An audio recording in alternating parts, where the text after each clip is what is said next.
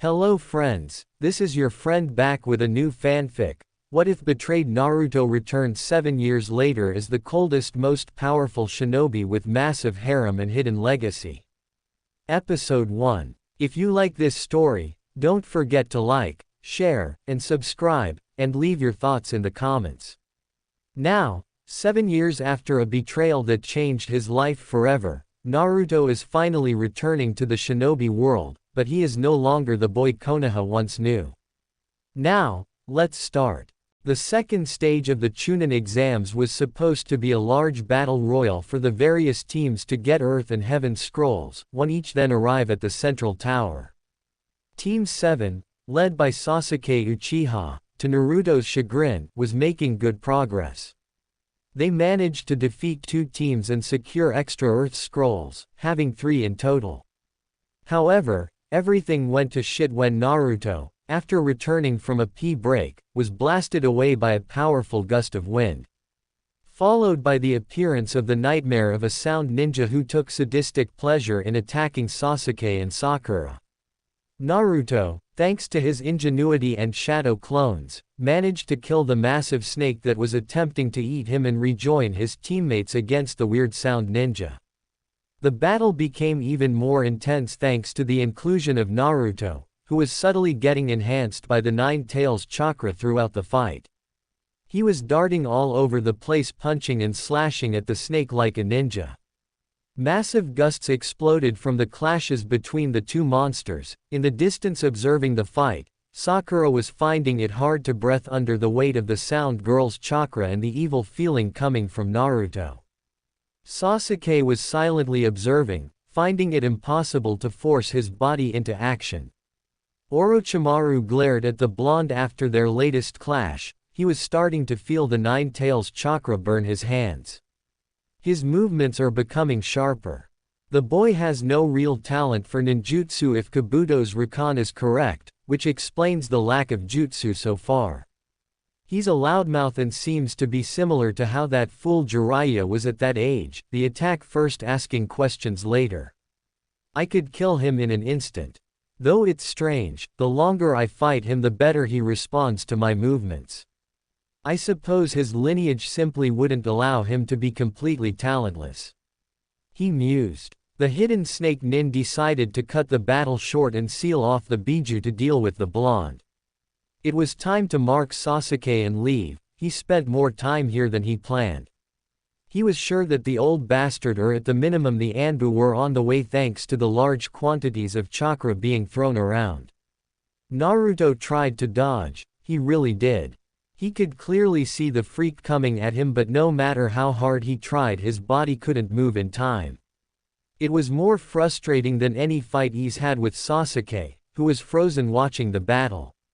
The snake was simply so much faster than him it was impossible to move in time. A hand that was shown with chakra, each finger holding an elemental symbol on it, was slammed into Naruto's stomach right over the Nine Tails seal. Naruto's eyes widened in immense pain as he fell over, almost passing out instantly. He would have fallen hundreds of feet if it weren't for Sakura's quick thinking, who threw a kunai to snag his jacket on the tree to catch him. The last thing Naruto heard before the darkness took him was Sakura calling out to Sasuke. Which was just typical, he was likely about to die, and she calls for Sasuke. The Nine Tails, or rather its chakra, having been cut off from Naruto's chakra due to the additional seal, allowed something to happen that had been impossible ever since Naruto was 20 minutes old. All the chakra that was in his body was wholly his own. Nothing good came from imbalance. The entire purpose of the second stage was to teach this. If you're too focused on your physical strength, or Earth, you lack the mental strength, or Heaven, to succeed as a Chunin. Naruto, due to having the yang half of the Nine Tails sealed within him, was overflowing with physical chakra, and had a major deficit of yin or spiritual chakra. This stunted his body in several ways. It was because of this that he was so hyper. It was because of this that he was unable to control his chakra like others were able to. Considering he had to subconsciously overcome the imbalance that was his overabundance of yang chakra, it was no wonder simple jutsu escaped him. He was, unknowingly, having to siphon out the massive quantities of extra yang chakra and bolster his lacking yin side and somehow arrive at the ratio to perform jutsu.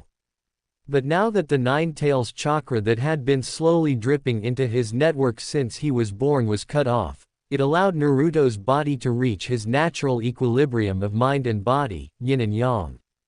It allowed his soul, the core of his and of all shinobi's power, to fight back and bring forth all of its potential after being denied it since his birth. Naruto didn't know this, no one knew this, but he had been born with tremendous power. It was there just out of reach for his whole life due to the imbalance of his chakra. The leaves and trees swayed lightly, clouds in the sky started to move away. Animals throughout the forest perked up on instinct. All of nature knew that a metamorphosis was taking place. It was as if the entire world was welcoming Naruto's rebirth. Naruto's body was correcting itself after so long. Like a free diver coming up after a long swim, it was taking a deep breath that was impossible for nearly 12 years. Allowing his birthright to emerge and change the very balance of the world. It had been a rough couple of days for Team 7. Sakura Haruno was currently fighting 3 sound ninjas with all her might, or what was left of it. The ninja in question found it amusing to taunt her with their strength and torture her by not attacking all at once to just finish the fight. She ran a hand through her now much shorter hair. Sadly, it took so very long to get it to that length. Oh well, the ugly sound girl had to go for her hair, despite taunting her by saying caring about hair was for children. Seems she was just jealous because she was ugly and had terrible split ends and took it out on her. Honestly, how hard was it to use the conditioner? Snapping her thoughts away from the dumb bitch, she looked to her 2 teammates as they laid next to each other completely unconscious. Last she checked, Sasuke was running a fever and Naruto's chakra wouldn't settle, making it hard for her to stay hidden. Yet another annoyance. Even in this state he's causing problems. I'm gonna smack the hell out of him after this. She roared in her head as she threw another volley of shuriken at the 3 sound ninja in front of her. Is this the best you have, you stupid bitch? Shouted the one with strange arms and spiky black hair. Sakura hadn't bothered remembering their names. There was ugly bitch, weird arms and mummy face. God, Naruto was rubbing off on her. She didn't let the taunt get to her, but she was at the end of her rope. She was awake for well over 2 days watching both of her teammates and had been fighting for a while against these 3. They weren't really coming at her due to all the traps in the area, but she's been hit by several air blasts that she didn't have a good way to block from weird arms. Desperation was starting to take hold as her already small reserves of chakra were nearing zero. Please, I need one of you to get up, she thought while gripping her last kunai. The sound ninja with his face covered in bandages stepped forward. I will ask this once again, hand over Sasuke Uchiha and we will leave you and your other teammate alive. Dosu, why are we bargaining? We should just kill. The angry boy was interrupted by a wave of chakra exploding into the air. All the ninja in the area. Team 10 in the bushes, Team Guy in the trees, the sound team and Sakura all felt the chakra blast into existence over the immediate area. Each of them felt sweat fall down their foreheads as the weight of the chakra fell upon them. It was larger than any of them have ever felt by orders of magnitudes. Even the sound ninja that were subjected to the terrifying presence of Orochimaru could only shake in fear at the feeling of such power. They didn't know what to do. None of them spoke as it was becoming difficult to breathe due to the pressure. Unknown to the ninja in the clearing, it wasn't just them feeling it. Everyone felt it. It only lasted an instant to those outside the forest of death. Everyone who was able to sense chakra beyond a basic level felt their nerves scream at them, telling them a predator had just emerged. The third Hokage in his office felt his battle instinct flare to the max, causing him to turn to the forest in worry of who at that level managed to infiltrate the village during the exams. He was already signaling his personal guard to move out.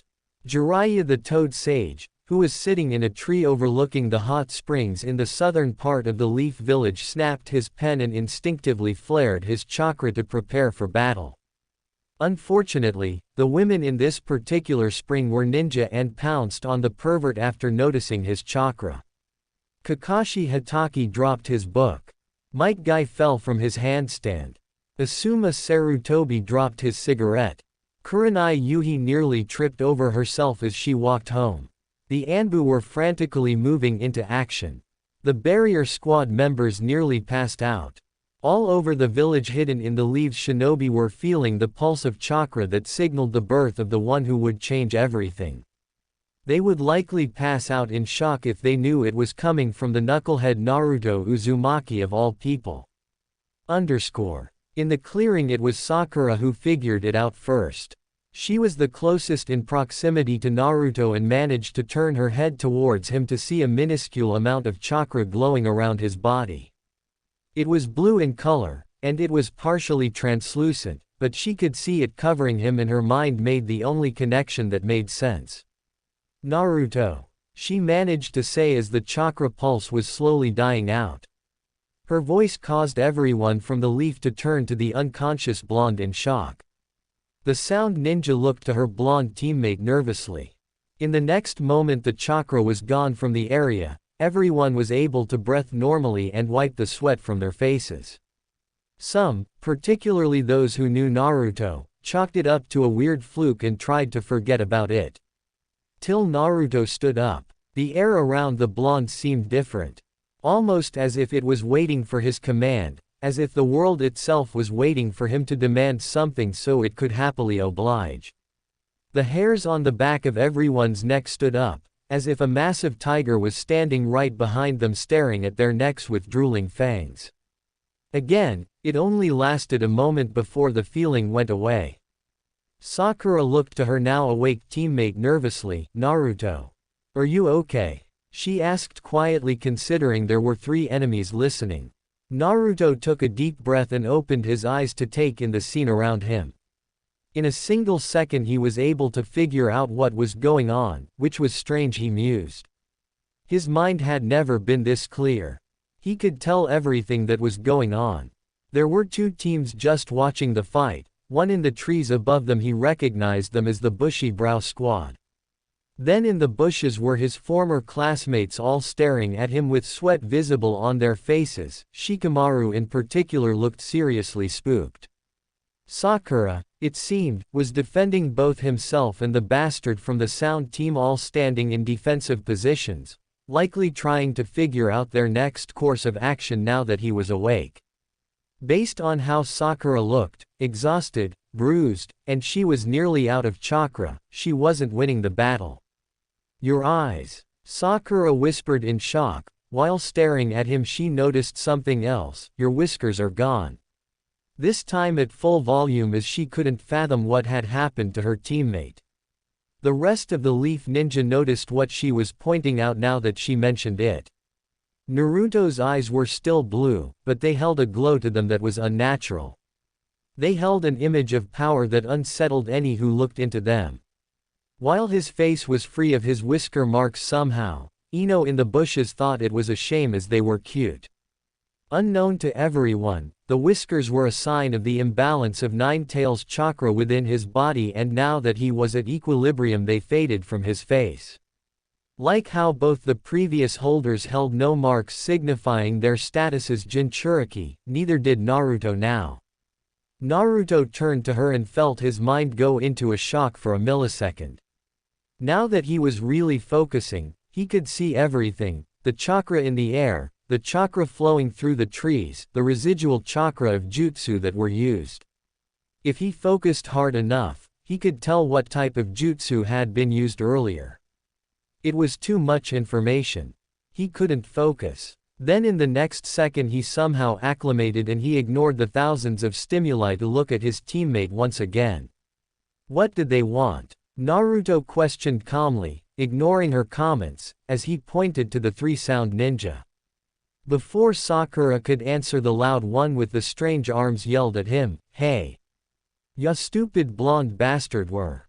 No one saw it, no one could follow it more than a faint blur, but before anyone knew it, Naruto crossed the distance between himself and the sound ninja to slam his fist into the boy's chest ruthlessly. There was a faint glowing trail of blue chakra from Naruto's fist as he flooded his body to enhance himself. The air was displaced around him from the force behind the impact. Leaves flew away, the ground where Naruto pushed off from was cratered. Rock Lee, observing in the trees, was blown away as he was unable to follow the attack properly.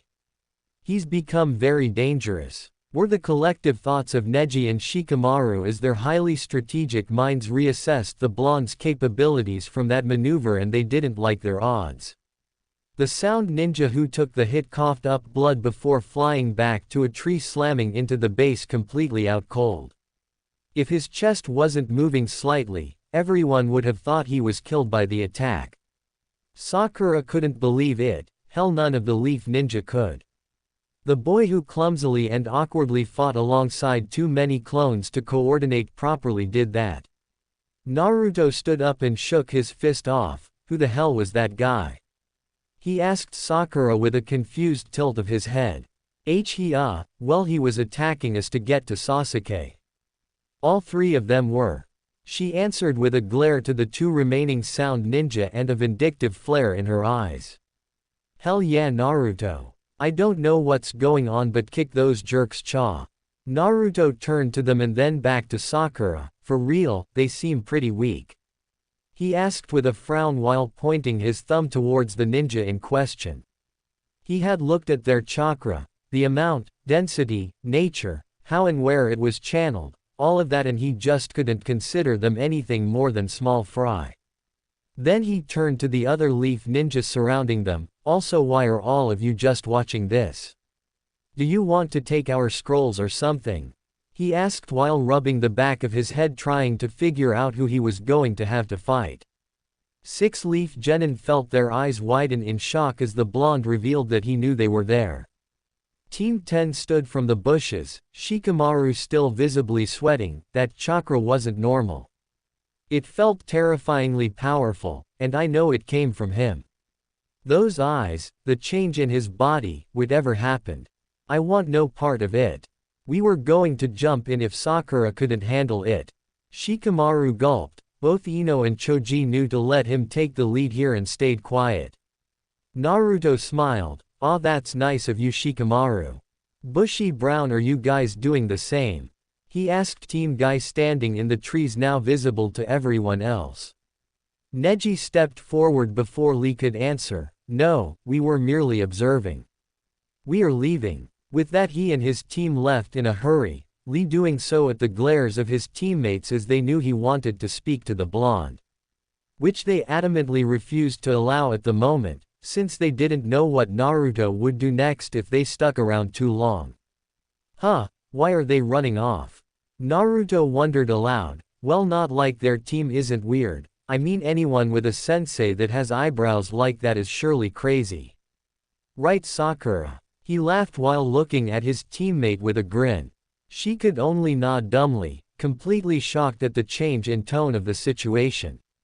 Before, it was a life or death battle that she was slowly losing hope of winning, and now Naruto has made it almost like a social gathering with no real danger.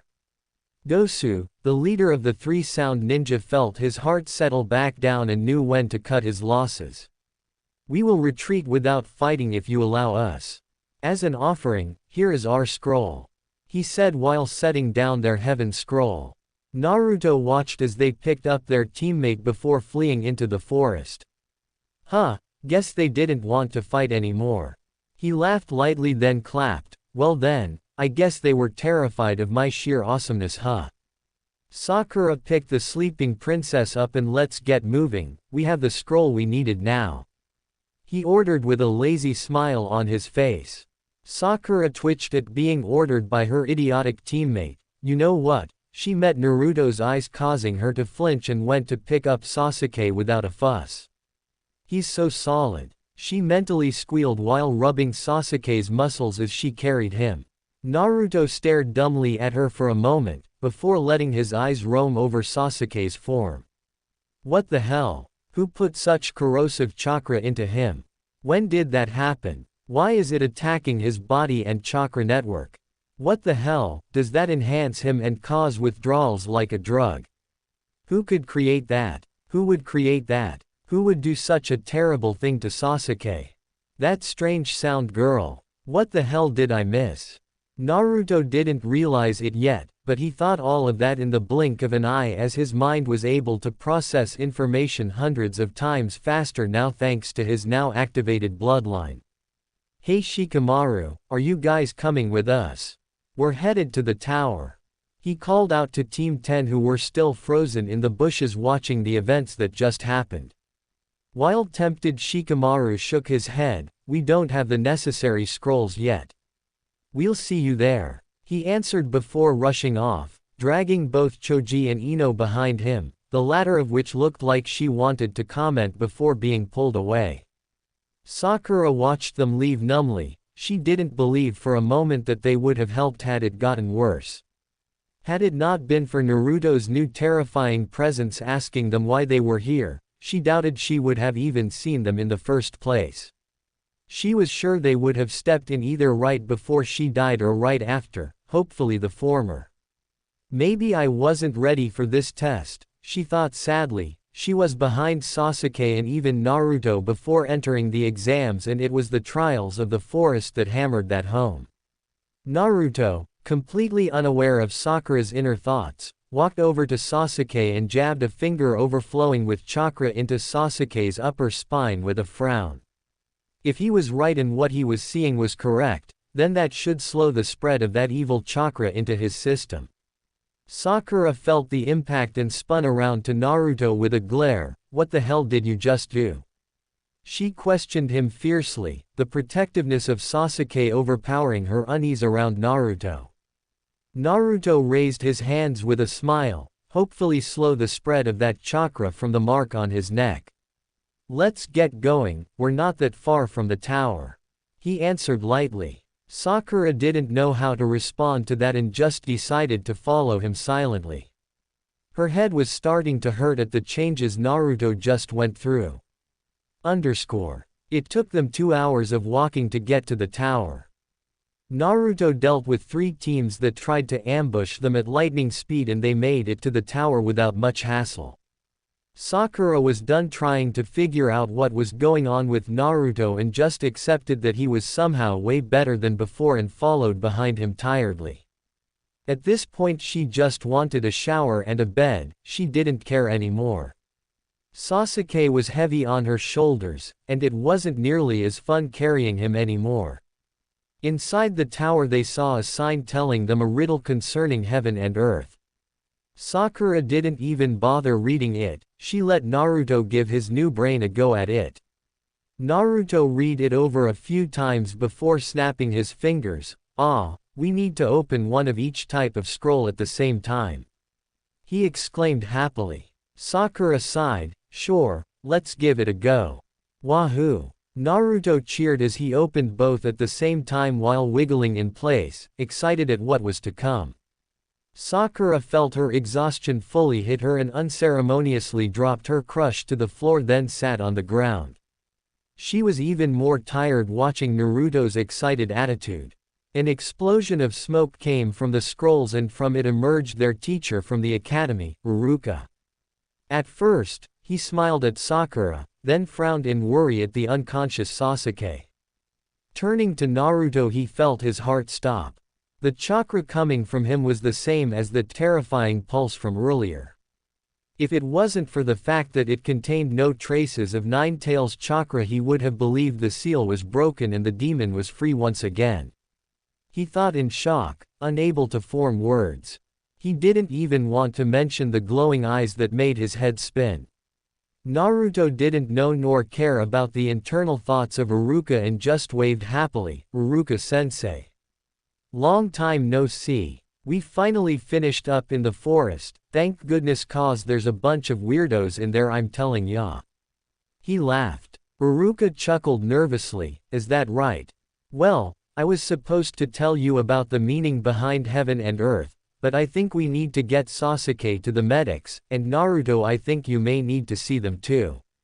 Naruto waved his hand back and forth, no, I'm fine, not hurt at all. Sakura is out of chakra though and her coils are pretty strained. Also someone needs to look at Sasuke's neck mark, it's poisoning him with chakra. He informed Uruka while picking his ear. Uruka looked at Sasuke's neck and gasped in recognition, then turned to Naruto in confusion at his knowledge of what was going on. Sakura just sighed from her place on the ground, she knew Uruka-sensei would catch up. Naruto spent the remainder of the time before the second part of the exams finished in his room just staring out the window into the forest and thinking. He didn't really get it when he woke up the first time, but he was starting to figure out how his eyes worked now. He'd have to think up a name for his eyes, they were clearly an ability similar to Sasuke's Sharingan. The best way to describe it would be as if someone who saw the world in the earliest, most basic version of a television, now saw it through the latest cutting-edge monitor that the hospitals used. He instinctively understood chakra, and could control it with the closest thing to perfection. Not to mention he was able to remember things he saw perfectly and process information at extremely fast speeds. Naruto could see everything in incredible detail. He could even focus and see things in even greater detail than his normal vision, like from a tree to the individual threads that made up the leaves. He flooded his body and muscles like he knew the more experienced ninja did to enhance themselves to be stronger and faster, and found that not only could he do it unlike before, but he was able to do it to a level he didn't think possible till now. Earlier against the sound ninja he was able to rush forward and punch him without anyone reacting, and he wasn't even really pushing himself. Another thing he noticed was that his eyes didn't turn off like Sasuke's Sharingan. They were always active. The constant input of information was helpful during a fight, and if he were trying to understand a situation as quickly as possible but just sitting around lounging, it was a bit annoying. He actually started closing his eyes when he didn't need them. He found he was still very much aware of the world around him even with them closed. He'd have to think of a better solution because he was sure he looked a bit strange walking around with his eyes closed but still moving as if he could see perfectly. Since the pulse of chakra, people were taking the situation of the exams a bit differently. The Jonin and Anbu were stationed at various places around the tower to monitor for whatever or whoever was responsible. Jiraiya skipped all pretenses of waiting to run into Naruto organically and went to the tower to meet up with the third Hokage to investigate the situation. The Hokage, when he arrived at the tower along with Jiraiya and Kakashi, were pulled aside by Uruka. Uruka stared at what was likely the three most powerful leaf ninja with a serious expression. "It's Naruto," he said seriously. All three of them, who all had different levels of attachment to the boy in question, looked at Uruka with narrowed eyes, hoping it wasn't something bad. Uruka gulped. "That chakra, it was Naruto, he's different. When the prelims start, you'll see. He's in his team's room right now if you want to see him now. Although I think addressing Sasuke Uchiha's curse mark is more pressing." Which is what the three of them did. Thankfully Sasuke was still out cold when they arrived, so they were able to bind the curse mark with a sealing jutsu called the evil sealing method quite easily. Sasuke woke up shortly after, groggy and confused. While more irritable than before, he wasn't too different after getting briefed on where he was in the situation with the seal. Although safe from the effects of the seal at the moment, Sasuke mentioned his chakra was a bit more wild than normal. The three moved on and decided to wait till the next day when the prelims would take place to see the changes in Naruto. Which is where they found themselves, all gaping at the blonde glowing blue eyes and terrifying chakra that was barely held beneath the surface. The other Jonin, from the leaf or otherwise, were all doing the same. While the blonde in question was chuckling at Sasuke, who in turn glared at him hatefully, which caused him to laugh harder. Hiruzen turned to Jiraiya. Have you? No. The sage answered seriously, that is not something I've ever seen. If I couldn't feel his chakra, and see that his whiskers are somehow gone, I would assume that he was just pushing a lot of chakra into his eyes for whatever reason, and nothing was all that different. But they are different, and the glow is unnatural. Neither Minato nor Kushina had anything remotely similar to that. Kakashi uncovered his Sharingan for a moment to look at the blonde. I would ask a Hyuga to confirm, but his chakra is calmer than I've ever seen it, and his eyes have a tremendous amount of chakra flowing through them, similar to an activated ocular jutsu, like mine or Sasuke's Sharingan. Hiruzen hummed for a moment as his mind worked at light speed. We will see what changes have come in the coming moment during his battle. I suspect things are going to be a lot more interesting soon. Kakashi and Jiraiya both agreed. In the far corner, a concealed Orochimaru was staring at Naruto with a gaping mouth in complete shock.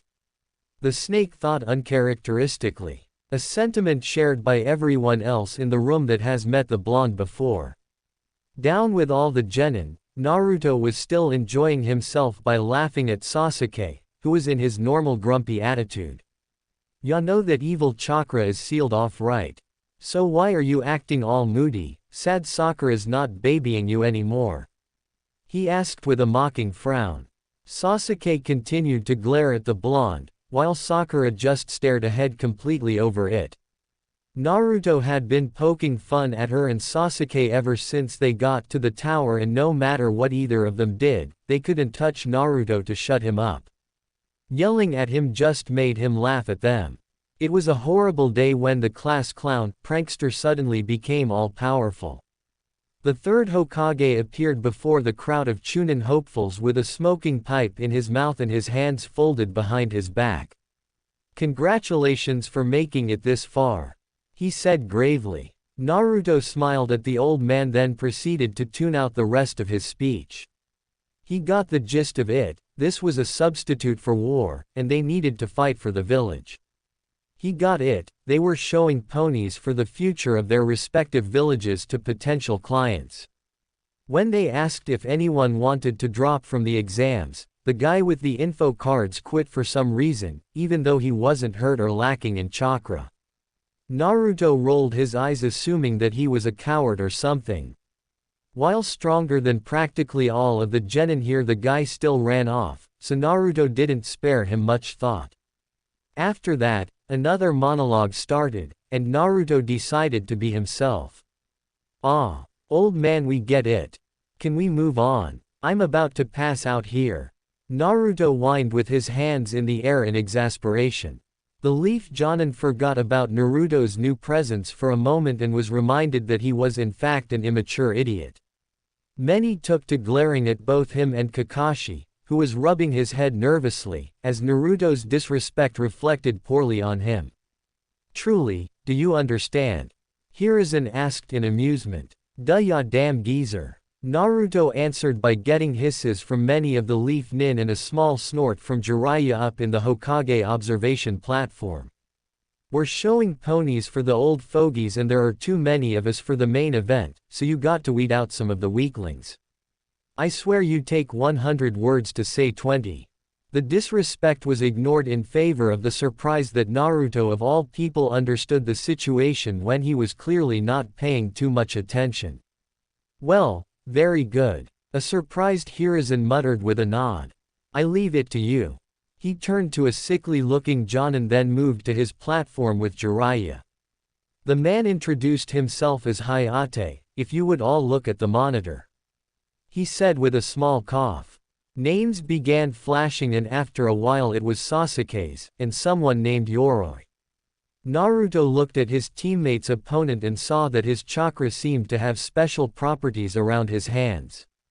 Sasuke, watch out for his hands, he said quietly. Sasuke barely heard it, and before he could ask why, someone else did. Kakashi, who was suddenly leaning down with his head next to Naruto's, added, "Why's that?" He whispered. Naruto fell back in shock. He didn't even know when Kakashi got there. "Whoa, how'd you do that, Kakashi-sensei?" he asked in bewilderment before answering. His chakra, it's got something interesting going on with his hands. He whispered to the two who were gazing at the boy in question. Kakashi hummed in interest, so his eyes did have some type of ocular jutsu that allowed him to see chakra. "Well, you heard him, Sasuke. Let's get up to the second level, Sakura, Naruto," Kakashi said with an eye smile before walking towards the stairs. Moments later it was just the Uchiha and the strange genin left, and their fight began. Sasuke made quick work of the guy with Naruto's warning and Sharingan enhanced hand-to-hand. Naruto cheered loudly and obnoxiously, "Woo! You did it, you beat that guy," he shouted, getting glares from some of the others in the room. Kakashi clapped with an eye smile next to the blonde while Sakura was on the other end of the stands next to Kurenai pretending she was in Team 8. Fights continued for a while. Naruto made a genuine nuisance of himself by calling out everyone's weaknesses as a joke while they fought, then made both helpful and unhelpful suggestions. "Shino, your bugs are really gross, I mean they're inside that guy's arms. Yeah, they should eat that chakra, it's like an air cannon. Whoa, Choji's extra fat, that sound guy will have an easier target now. Hey Hinata, he's hitting those chakra point things inside you, you should block that. Is he a puppet? Think Bun Bun will notice it's a wind jutsu. These sound ninja are all on brand, huh? I mean genjutsu from a bell. Think they go out of their way to stick to their niche. Oh cool, Shikamaru won." The only ones that were enjoying Naruto's commentary were Kakashi, Hiruzen and Jiraiya. All three who would have been bored out of their minds watching Genin fight. Also, Naruto's observations gave them insight into his eyes' new abilities. Naruto Uzumaki vs. Kiba Inuzuka. "Oh, hey, I got Kiba," Naruto said with a cheer. "Ha, Akamaru, we got an easy one." Kiba cheered while petting his faithful companion who was laying on the ground refusing to move. "Huh, what's wrong?" Naruto jumped down to the arena before turning to Kiba, "He's scared," he called out happily. Kiba glared at the blonde, as if he probably doesn't want to waste his time with a dead son. "No worries, I got this myself," Kiba said arrogantly, not noticing Akamaru was shaking while looking away from Naruto. It was unfortunate that his enhanced senses were primarily in his nose as he didn't quite notice how much Naruto had changed beyond his eyes. To which he thought Naruto was just trying to get more attention. Hayate looked between the two nervously, well, the blonde made him nervous, not Kiba, then started the fight on the Hokage's signal. Everyone, from the Genin to the Hokage, leaned forward in anticipation. Naruto watched Kiba approach him as if he was in slow motion. He could see every muscle twitch and minuscule detail of the boy's approach and felt like he had hours to respond. A punch from the Inuzuka flew at Naruto at speeds that he would have likely been unable to dodge before his evolution. To everyone's shock and Kiba's horror, Naruto disappeared and was suddenly behind Kiba looking in the direction of his punch. "Who was that aimed at?" he taunted lightly. "I would advise you to start moving a bit quicker or you'll never hit me," he added with a chuckle. Kiba shouted in anger before releasing a barrage of attacks. Each time Naruto would disappear then blur behind Kiba with a laugh, not even once going on the offensive. In the stands, everyone was shocked at the blonde's new abilities. It was unbelievable how he went from one of the weaker idiots in their generation to this. "What the hell?" Kurenai muttered in shock. Kiba was a very talented genin. She was confident he was going to have a chance to beat nearly anyone here. Now he was being led around like a child by someone that should have been useless. Kakashi was observing with his Sharingan active. "He's supplementing his body with chakra, I don't think a single drop is being wasted," he said lightly, hiding his surprise. Guy was looking down seriously. Lee is going to be a tough one to beat, he said slowly to his apprentice, who nodded seriously. Neji had his Byakugan active and was watching in shock. When did that blonde moron get a bloodline? His eyes have chakra running through them, similar to how mine or the Uchihas do when our eyes are active. Everyone heard his comment and found their suspicions confirmed. Jiraiya continued to watch closely. The young Hyuga confirmed what Kakashi was saying. We'll have to talk to Naruto after the prelims, sensei. Something changed Naruto, and I'll bet my fortune it has to do with Orochimaru attacking Sasuke in the forest. It was the only thing that made sense after all. Hiruzen nodded. I agree. I'll have Kakashi bring him to us afterwards. Although I'm sure he would have anyway. Sasuke glared as he watched with his Sharingan. I don't get it, that idiot didn't have a bloodline before, he said in shock. Sakura walked over. In the forest while you were both unconscious, Naruto's chakra and body changed, she said with a frown. He was different, or rather his presence was.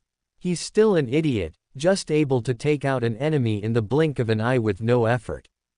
Kakashi turned to her. Yeah? He asked lightly, although his performance right now led him to believe it. Kakashi was still curious about Naruto's improvements.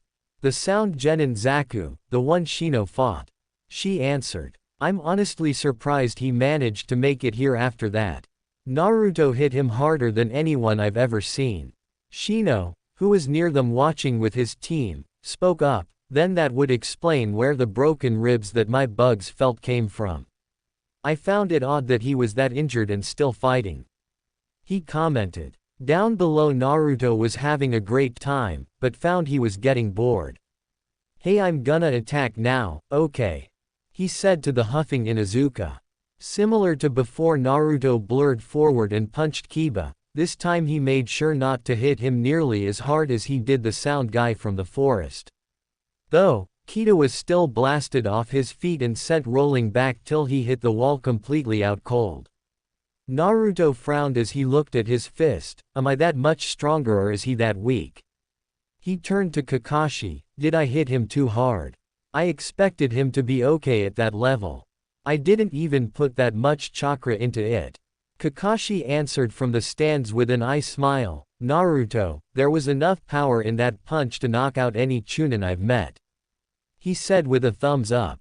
He didn't mention that some Jonin would likely have been taken out due to the impressive speeds Naruto just showed. Naruto listened to his sensei before turning to Kiba, who was starting to come to. Hey dog breath, you oi bronchitis, call it he's finished. He called the proctor in amusement. Hayate's sweat dropped. Is he referring to me? He looked at Kiba for a moment, who was failing to get to his feet before nodding to himself. Winner Naruto Uzumaki. Naruto whooped, then jumped back up to the stand smiling at his team. That was pretty easy. He laughed with a comical expression on his face.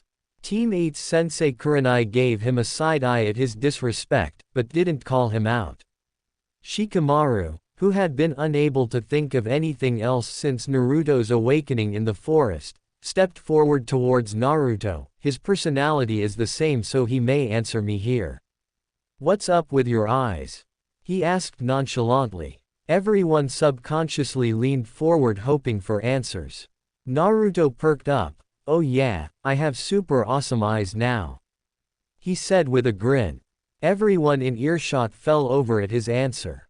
Shikamaru shot up. I get that, you idiot, what's new about them? He shouted, much to his team's shock. Naruto leaned away from Nara. Whoa, why are you all upset? I mean, I can see way better. Not to mention my chakra control is really good now. Honestly, it's not too big of a deal. I'm as awesome as I've always been, he said with a devilish grin. Shikamaru rubbed his forehead tiredly. I don't know if he's messing with me or just the same old dumbass. Kakashi smiled at the interaction. Interesting. I guess we'll have to talk to him later. At least his ego isn't too big, he thought with a chuckle. Sakura didn't care about her troublesome teammates' weirdness anymore. Meanwhile, Sasuke was staring at Naruto with his Sharingan active, trying to understand him. Stop gazing into my eyes, ya bastard. Shut up, loser. Naruto watched sadly as Sakura and Ino fell to the ground in a spectacular double knockout. The fight was boring, they were moving slower than anyone else so far. The only interesting part came when Ino managed to slam her mind into Sakura. Who would have thought that Sakura has a second personality? Naruto thought cheerfully, shame that she lost, it would have been nice for all three of us to make it to the finals. But, with a showing like that, maybe it's for the best. Kakashi set Sakura down against the wall with Asuma doing the same next to him with Ino. Team 10 and Team 7 gathered around their unconscious members. Well, not like that wasn't a lame showing. Naruto said simply. He turned to the two Jonin with mock disappointment and pointed to the two girls, that's your fault. I mean, they were so weak they both lost. Kakashi thumped Naruto on the head while Asuma glared at him but didn't say anything. Sasuke looked at Sakura sadly, I expected more from her. She did well to protect us in the forest. He grumbled. Yeah, but that was against the Sound Ninja, and we've seen they're pretty weak. I mean, Shikamaru beat one without throwing a punch. Naruto said, then chuckled. The only remaining Sound Ninja in the room, Dosu, could only glare at Naruto as he was too terrified to say anything in response. Kakashi thumped Naruto again, don't insult other countries. He chastised, barely. Naruto, in a lightning blitz of speed that Kakashi wasn't ready for, shot his arm out and thumped Kakashi on the shoulder, since he couldn't reach his head. Stop that. Naruto whined with an overdramatic frown. Kakashi only chuckled while he waved his student off. He really is the same as before, he just has this crazy ability enhancing his skills. He thought lightly. The next fight was Rock Lee versus a guy from the sand, Gaara.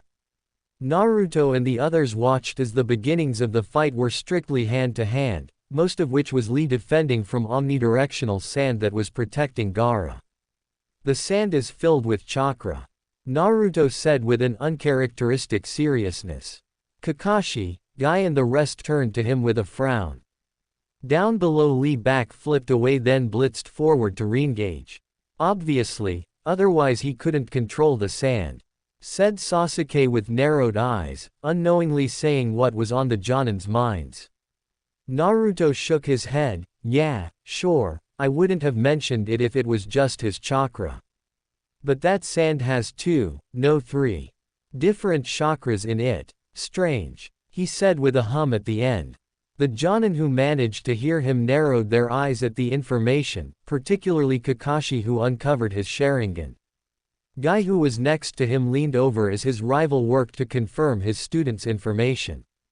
Kakashi covered his eyes with a sigh, whatever he is able to see, it's beyond what I can. To me the sand has chakra in it, that's all. Lee landed on the statue after a series of dodges and Guy, having more insight into Gaara now, decided to allow him to remove his weights. Rock Lee took those words with genuine excitement as he happily revealed weights beneath his leg warmers then quickly held them up after removing them. Gaara merely watched silently, still showing no emotion on his face. Which was ironic considering the tattoo on his forehead of the kanji for love. Naruto smiled at the interaction, not fully understanding the ceremony of the situation. You wouldn't think taking a few weights off would make someone that happy. He wondered. Who knows with those two?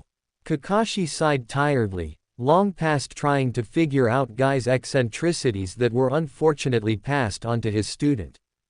Everyone watched as the weight fell to the ground, wondering what the big deal was. The Sand Ninja watching didn't believe it would matter all that much. Till the earth shook from the weights hitting the ground.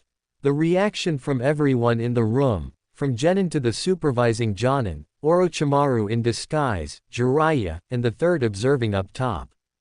They're insane. Naruto shook his head in amusement. I'd love to have a fight with Lee. He's got some incredible strength if he's that fast with those weights and no chakra helping him out. He said lightly. Lee shot off towards Gaara several times quicker than before. Guy cheered him on with all the genin muttering in shock at the speed. Naruto was able to easily follow the fight despite the incredible speed that they were moving at now. While Lee was moving at, Gaara seemed just as surprised and unable to follow the green beast as the rest of the genin. After removing his weights, Lee's movements were not only faster but far more precise. Naruto decided to watch him far more closely. The way Lee's muscles would contract for his movements, the placements of his feet, the way his shoulders angled, everything Lee did Naruto soaked up with glee. Now that his brain was processing information hundreds of times faster, he was able to pick apart what was happening in incredible detail. Lee's fighting style revolved around striking very hard and very fast. Naruto knew that his own technique left much to be desired, so he would work to incorporate these movements. At the same time, Gaara was able to maneuver his sand in more widespread ways now that he was directing it with his hands. Naruto was able to see the various types of chakra commingling within the grains as he attacked. What's he doing? His bandages are moving. Naruto wondered aloud, getting Kakashi's head to snap towards him before he watched the fight more closely. True to Naruto's observations, Lee managed to kick Gaara in the chin, launching him into the air, then proceeded to follow up with an impressive series of kicks, each impact reverberating through the room, getting small flinches from the genin at the powerful display. The bandages wrapped around Gaara, allowing Lee to grab and spin the sand ninja into the hard ground. Naruto tilted his head in wonder while watching the turn of events. He looked over at Kakashi and Guy, who were talking back and forth slowly, then to the genin around the stands, watching in anticipation with impressed looks on their faces at Lee's capabilities. Then he decided to ruin it for fun. That was a pretty good substitution by Sand Boy, Naruto said with a devilish smile. Hope Lee isn't hurt too bad by the backlash, since he didn't really accomplish much. The ninja around him looked at him in shock, Team Guy in horror, before turning back to the fight to watch as Lee's attack landed and was revealed to be wasted. How the hell? Muttered Tenten while watching Lee barely dodge the sand due to the pain from the lotus. When? Muttered Neji. Guy was frantic while watching the fight progress. I didn't even see it. He shouted in shock. It was during the kicks, answered Kakashi with his Sharingan exposed. When you closed your eyes to pray, he switched out in a flash. I would pull him from the fight, Guy. He's in no condition to continue. Guy glared at his rival, but before he could talk, Naruto spoke up lazily. Nah, he's gonna be fine. He's pushing chakra to those inner blockers. Give him a minute or so and he'll have quite the boost. Blockers? Asked Sasuke, not to see what Naruto was talking about with his Sharingan. They're called gates, the 8 inner gates to be exact, answered Kakashi while turning his Sharingan enhanced glare to Guy. And you taught how to open them to a genin. You're going to cripple that boy. Guy gave his rival a side eye before focusing back on his struggling student while leaning forward over the railing. His fingers were pushing into the metal railing due to his nervous squeezing. You wouldn't get it, having everything come to you so easily, he said in a low baritone. For the rest of us, we have to claw and crawl for every bit of strength. It's even worse for Lee. Even the most basic ninjutsu and genjutsu is beyond him. His expression turned fond as Lee was slowly getting faster as he was overcoming the backlash of the primary lotus. Lee just wants to prove he's a splendid ninja with his hard work. I only did everything in my power to help him with his dream, he proclaimed proudly. Naruto smiled down at Lee. He was truly impressed with the boy's drive to achieve his dream. Not to mention the evidence of thousands of hours of hard work getting him to where he is now with his lack of ninjutsu or genjutsu. I think he's gotten there already, Bushy-brow sensei, Naruto interjected lightly. Something I've learned is that ninja don't always improve on a slow curve, it can be a sharp and immediate increase as well. Lee's movements became even sharper than before as his body was acclimating to the 8 gates activation. His eyes flaring with incredible power, and his entire body shining brightly with green chakra. Every movement was perfectly executed and delivered with tremendous force, destroying the fighting arena. Gaara was pushing even more chakra into the sand, trying to keep up with Green Genin's speed, but was being sent flying by a rapid aerial combo. I mean, he's already adapting and improving with every second. I can tell that he's become way better than he was before this fight. If he keeps going as he is, then he'll no doubt become one of the best taijutsu users the Leaf Village has ever seen. Naruto finished with a small smile as his glowing eyes took in every detail. Guy looked down happily, a bit of water popping up in his eyes. Thank you for those words, young Naruto. I'll trust those eyes to see Lee's incredible potential. Naruto laughed in response. Leave it to me, he said with a thumbs up. The rest of the fight was both incredible and terrifying for those watching. Ino and Sakura had woken up just before Lee awakened the gates fully and were enraptured by the boy's skills. Both of them fully realized that they were way out of their league if those two were potential opponents for them. Lee's explosive use of 5 of the 8 inner gates showed Naruto that there was so much out there that he didn't know. While observing the world with his new eyes that allowed him to begin understanding it better, he was only now realizing that he had a fundamental lack of knowledge to connect the dots. Otherwise, he would be able to put things into words beyond, limit things, chakra wall things, different chakras moving all strange. It was just hard to put into words what he instinctively knew. As the fight was reaching a climax, Lee was completely unable to fight and fell to the ground, his body giving out under the stress of the 5th gate. Gaara didn't hesitate and shot his sand at the boy with a bloodthirsty smile on his face. The Jonin, Guy in particular, were about to rush to save Lee, but a blur shot forward first, stopping the sand from even touching Lee.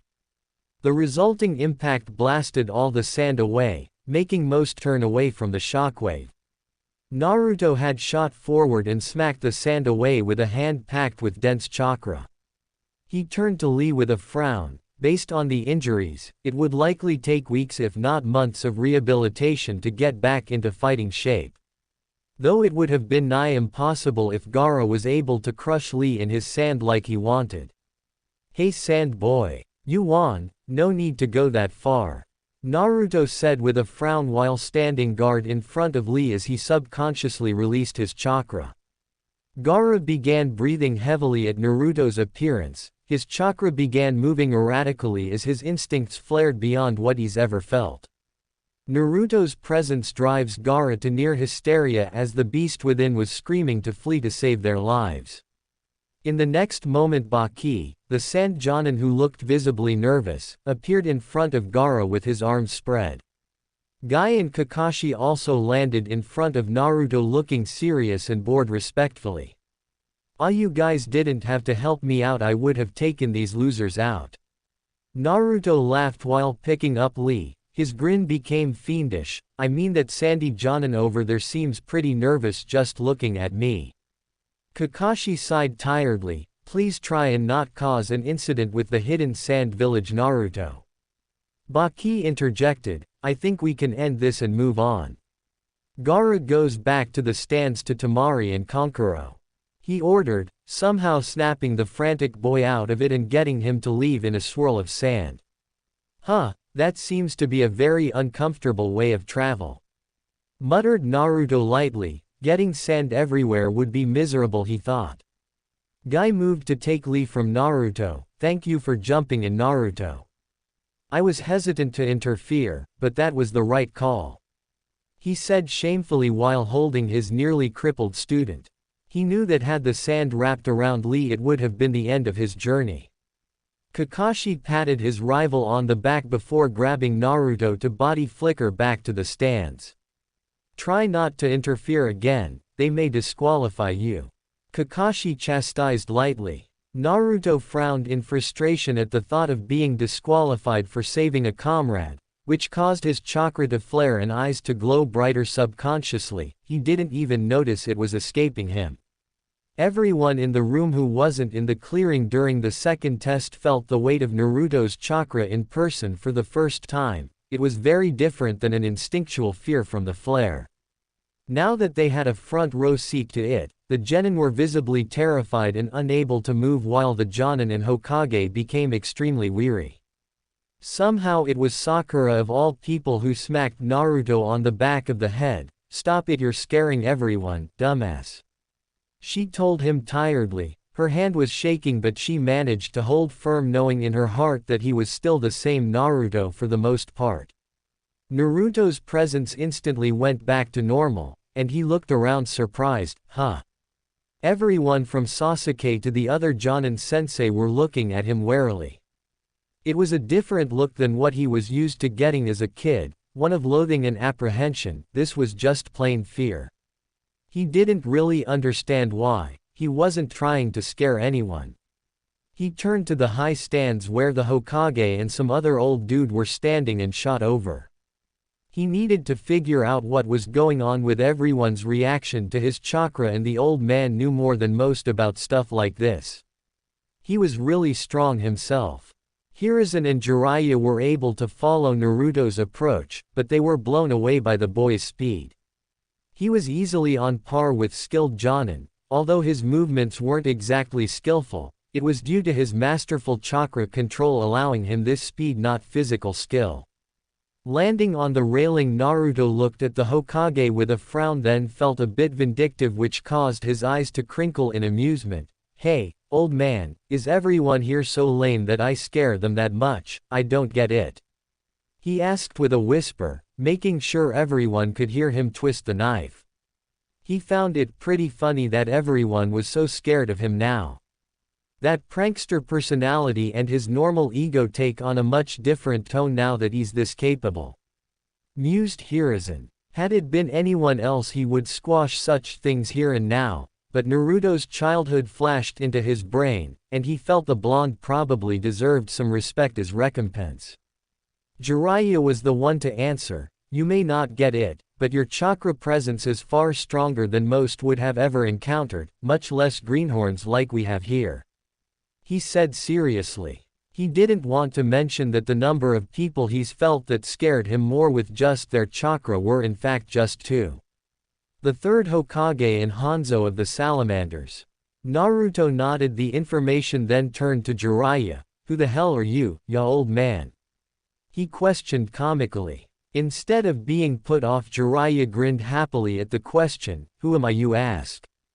he shouted while getting into a pose, and he readied his summoning jutsu. Hiruzen interjected. "He's a former student of mine, Jiraiya," he answered by making Jiraiya fall over and sulk due to his intro being interrupted. Naruto stared at Jiraiya for several moments, causing both Hiruzen and Jiraiya to look at him curiously. Jiraiya felt like he was being broken down to the smallest details by those eyes and found that he didn't like it one bit. Right as he was about to say something, Naruto turned around. "So, he's an old guy like you. Cool, I guess. Your chakra is very interesting, geezer," he said lightly before speeding back over to his team. Jiraiya turned to his sensei with a serious look on his face. "I don't know what happened to him, but he's unlike anyone I've ever come across. I didn't sense a speck of the Nine Tails chakra either. It was like it was completely gone from his body," he said while watching Naruto get lightly reprimanded by Kakashi for bothering them. "I would like to learn more about his eyes and what he's able to see, but for now let's assume it's unique to him and be thankful he's been given such a gift with those men out there looking for him," Hiruzen said with a puff of his pipe. "Not to mention Orochimaru lurking around itching to cause trouble. We may need Naruto's newfound strength soon. He'll need some growing up to match his power-up before he's all that reliable," Jiraiya said with a snort, getting a laugh out of the Hokage. "Huh. He's always been a brat, now he's a brat with terrible power. You saw how fast and strong he was in that match," Hiruzen said lightly. "If he were to hammer in the basics of taijutsu, he may become faster and stronger than any of us with just chakra enhancement. We also don't know what he's like when pushing it to the max. I would honestly put him on a level above most in the village shinobi, We need to see his abilities with ninjutsu and genjutsu to really understand, but as of now only the very best would be able to face him and win. It was a crazy thing to say, but Jiraiya believed it after getting a small up-close look at him. Naruto didn't know it, but he was giving off a vibe of supreme confidence, which when mixed with his strength made him all the more fearsome. He supposed that this was why even experienced Jonin like Asuma and Guy were weary around him at the moment. Indeed, Hiruzen agreed, I would have normally allowed you to go about meeting and training him in your own way, but as of now we will be dropping all pretenses. He has awakened a new bloodline that has granted him unknown abilities. After we speak with him, he is to be with you at all times. I do not want Danzo to have time to approach him. That is the last thing anyone needs, and I do not want to hear about it from the other elders that he needs to be trained properly. Jiraiya could only nod silently while he mourned his precious research time in the coming weeks. But even he could understand the gravity of the situation. It wouldn't take long for Naruto's awakened abilities to spread through the village, then the continent. Mix in his now uncanny resemblance to Minato now that his whiskers were gone, things are gonna change. In his expert spy opinion, Naruto would have a month before everyone in a position of power to have at least heard a rumor about him. In their discussions, Hiruzen and Jiraiya didn't notice that the last of the prelim fights were finished and the winning genin were gathered on the floor again to determine their opponents for the finals. Hayate gestured to a small podium with a box atop it.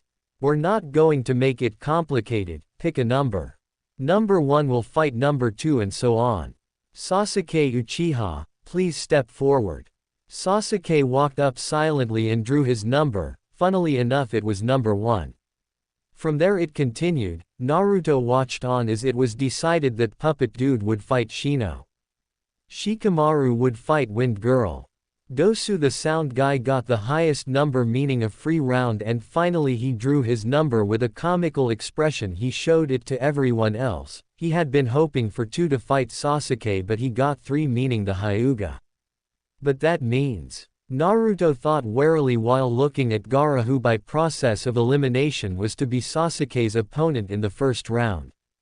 He locked eyes with Kakashi, who gave him a reassuring eye smile that only made him worry more.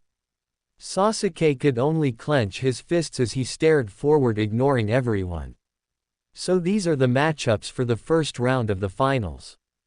We need time to allow the dignitaries and Kazekage to arrive, so you have 1 month to train. I would keep everyone in the finals in mind as you prepare. You don't know who you could end up facing should you win. Instructed Hayate to the Chunin hopefuls. With that, the second exam was officially over and everyone began leaving. The supervising Jonin and Chunin left to perform their duties while the sensei gathered their teams to lead them out of the forest towards their designated training areas. Unlike the rest, Kakashi led his team to the Hokage, who then gestured for them to follow him out of the forest to his office in the Hokage Tower. Jiraiya was silently accompanying them while the Hokage's Anbu guards were following from the shadows. Standing in the Hokage's office, Naruto absent-mindedly took in the room as the old people got settled. It was an interesting room if he were honest, not due to the items within the room but the residual chakra that had seeped into the environment. The desk that the old man sat behind was practically glowing from the chakra of 4 of the most powerful people in history having sat behind it. Naruto. The blonde's head shot up at Sakura's shout to notice that everyone in the room was staring at him. He tilted his head in confusion. I wasn't listening, he said plainly. Sasuke and Sakura shook their heads in embarrassment. Their teammate was as annoying as always while Kakashi laughed awkwardly from his spot on the wall. Naruto, I asked what you can tell me about your eyes. The Hokage asked again while staring directly into Naruto's new eyes. Naruto pursed his lips in thought. Well, I'm able to see chakra, ya know. But that is a way too simple way to say it.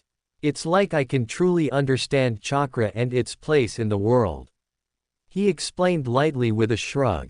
Kakashi latched onto that. What do you mean, its place in the world? He questioned. Well, it's like the difference in knowing that salt is in ramen and knowing why and how much salt would make ramen taste the best. Answered Naruto. While a strange way to explain it, the Hokage and Kakashi actually understood what he was getting at.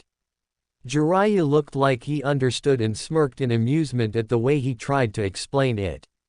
Sasuke and Sakura weren't even surprised that ramen came into the conversation, so they just accepted it and moved on.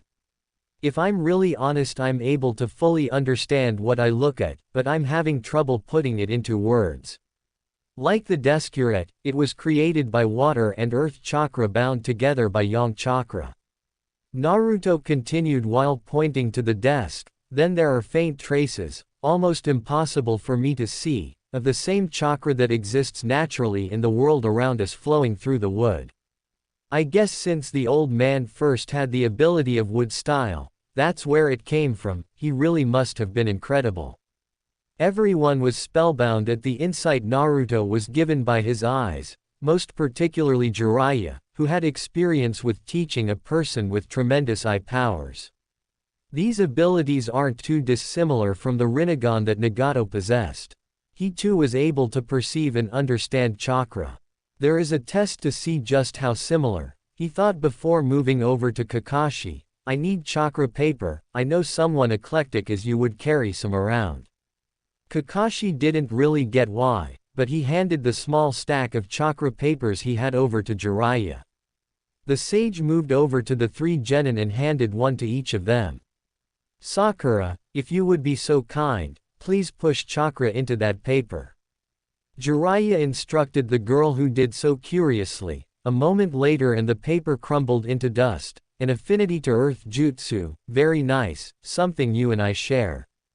Sasuke, please, he gestured to the Uchiha, who looked at his paper intensely. After a moment, instead of bursting into flame, his paper crinkled. Huh. Kakashi mused from the wall, interesting. Sasuke looked down in melancholy. It would explain his issues with using the fireball jutsu in his younger years when learning from his father.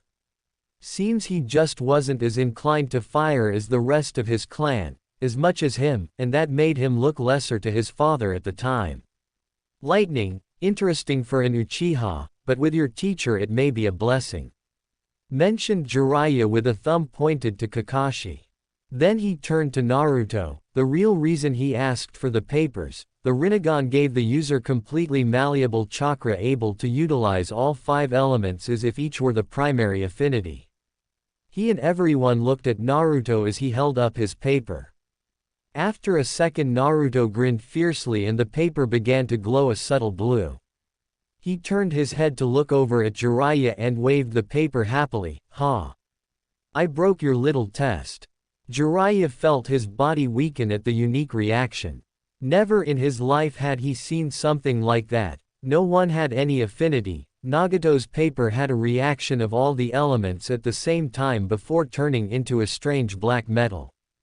Kakashi revealed his Sharingan to look at the paper and Hiruzen was frowning as he looked on, unable to comprehend what he was seeing. Just kidding, laughed Naruto, and in the next moment the paper sliced in half.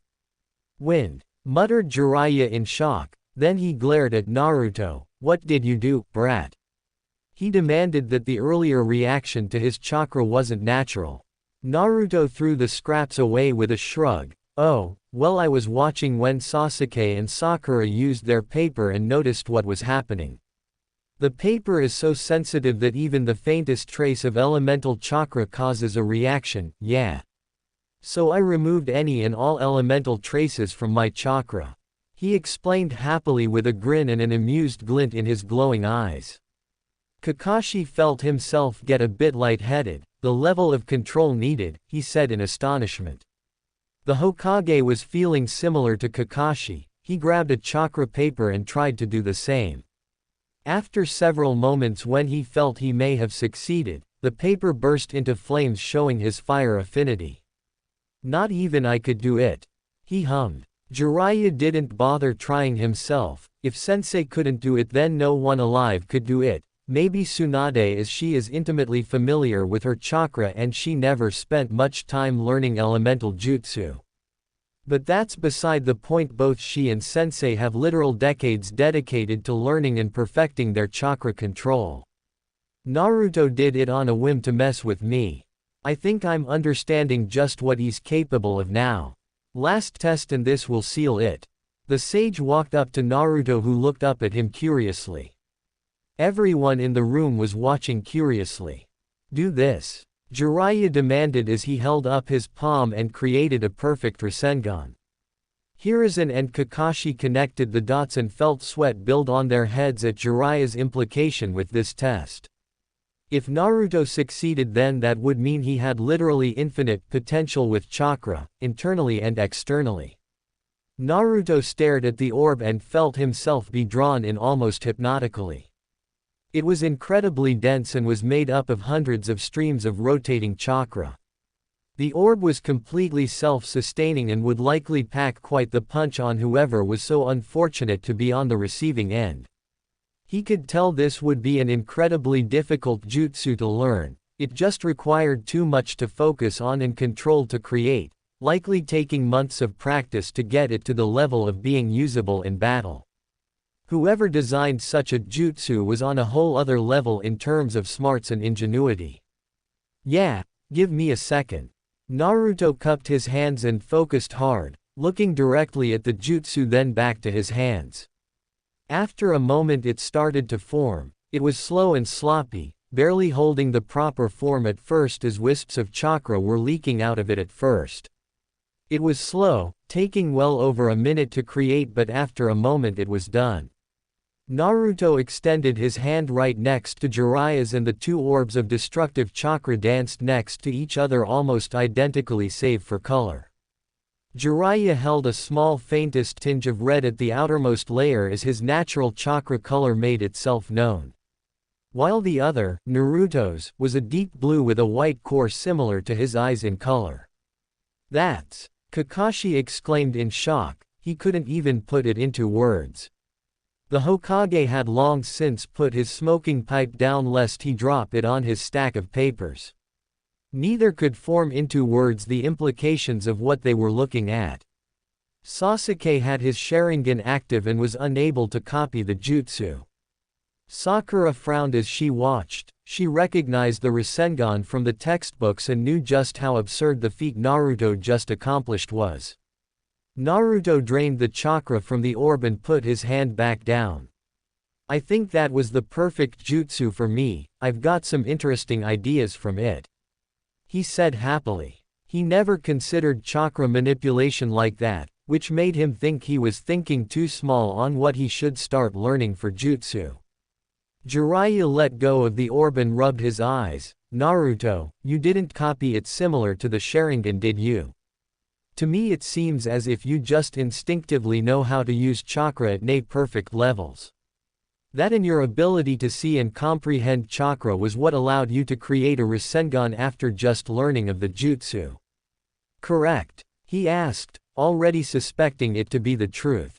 Pretty much, yeah, Naruto said happily. Ya know, you're making it easier for me to understand these eyes. I know what they can do, but I don't really get it. But I'm getting it now.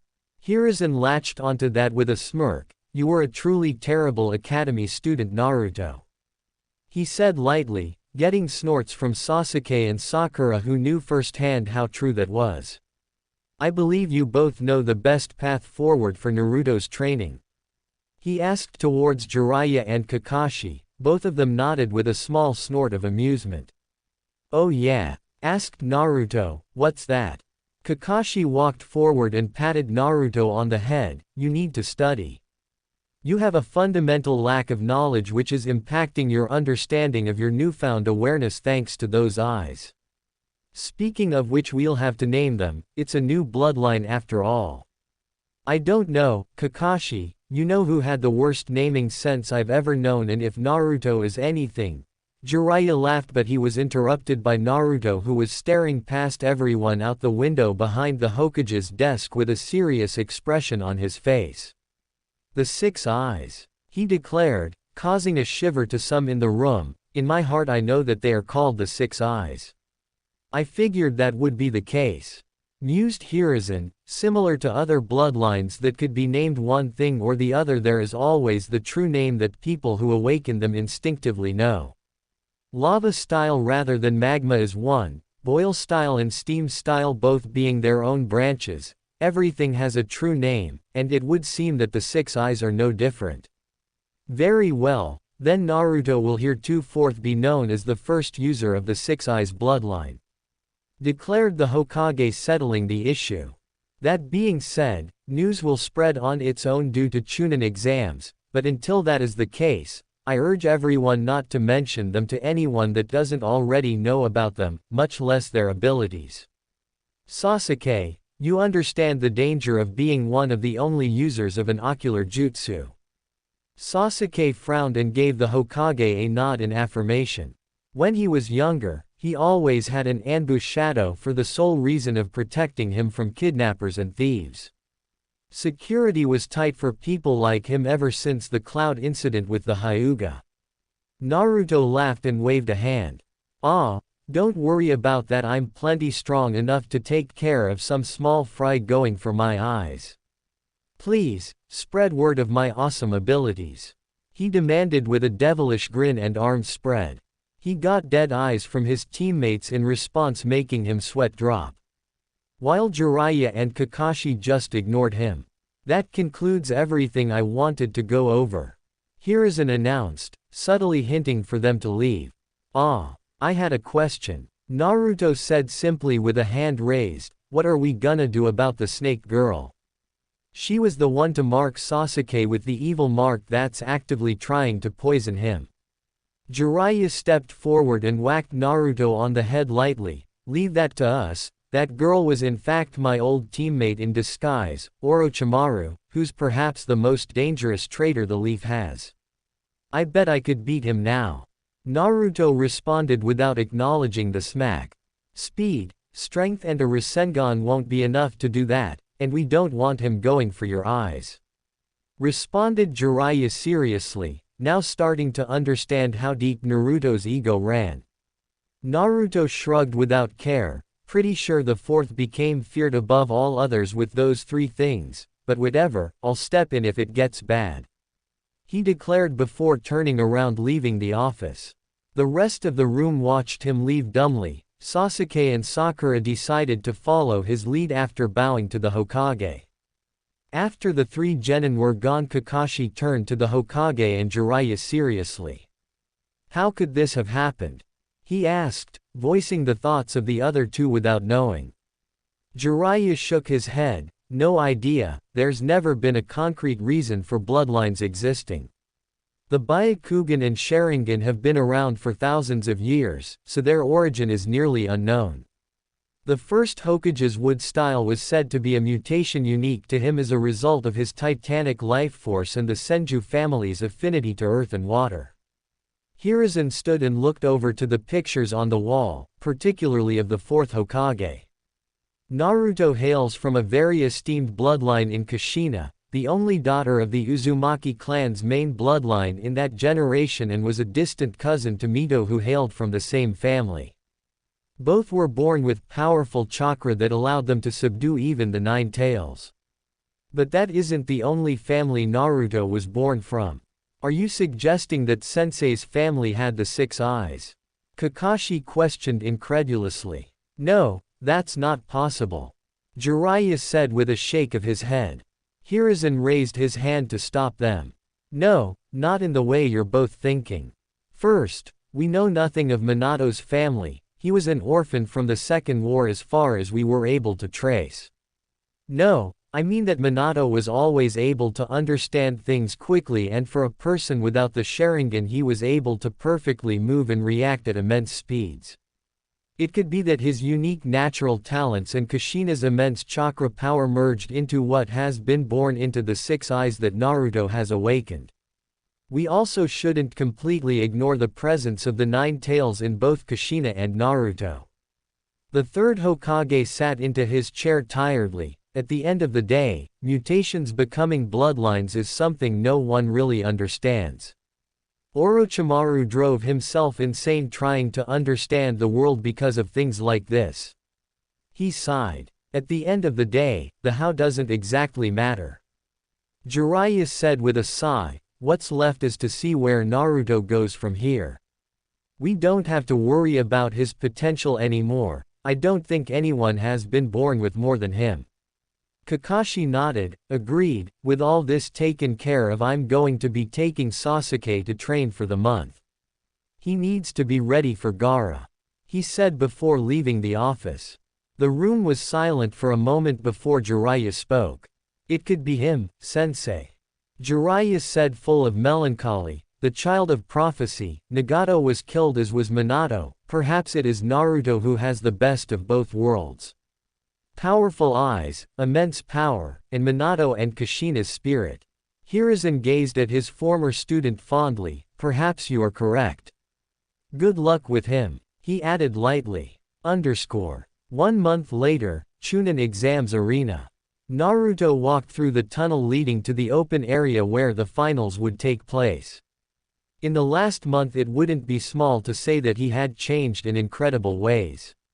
He, at the demands of Jiraiya and the Hokage, was forced to speed every morning poring through textbooks that he pointedly ignored during his time in the academy.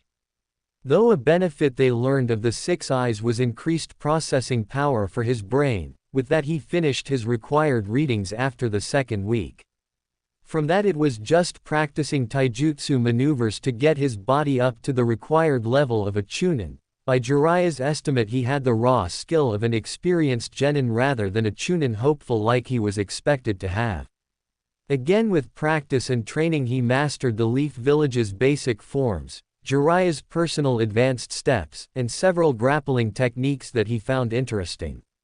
Without chakra enhancement and his eyes closed he was at a solid chunin level in raw skill, which was a drastic increase. Naruto smiled as he looked around. While not completely off, with these glasses on he was able to limit the amount of input his eyes gave him.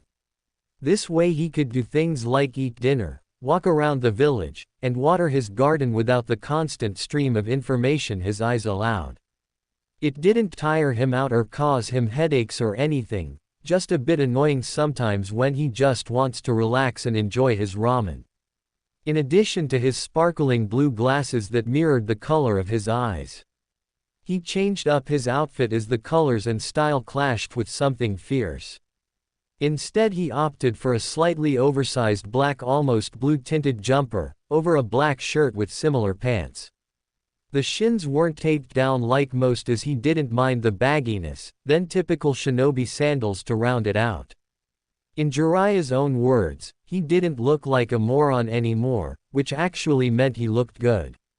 That was something he learned about Jiraiya as well. The guy was a right taskmaster and refused to hand out even the slightest compliment.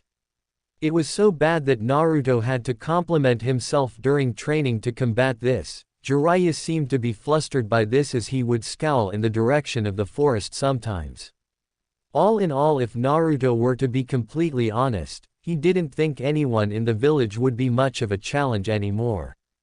He had, thanks to learning the Rasengan, devised a couple of interesting techniques that bolstered his already incredible ability to insane heights. Reaching the end of the tunnel he noticed that other than Sasuke and that sound guy with the bandages he was the last to arrive. Everyone turned to him and had various reactions to his new appearance.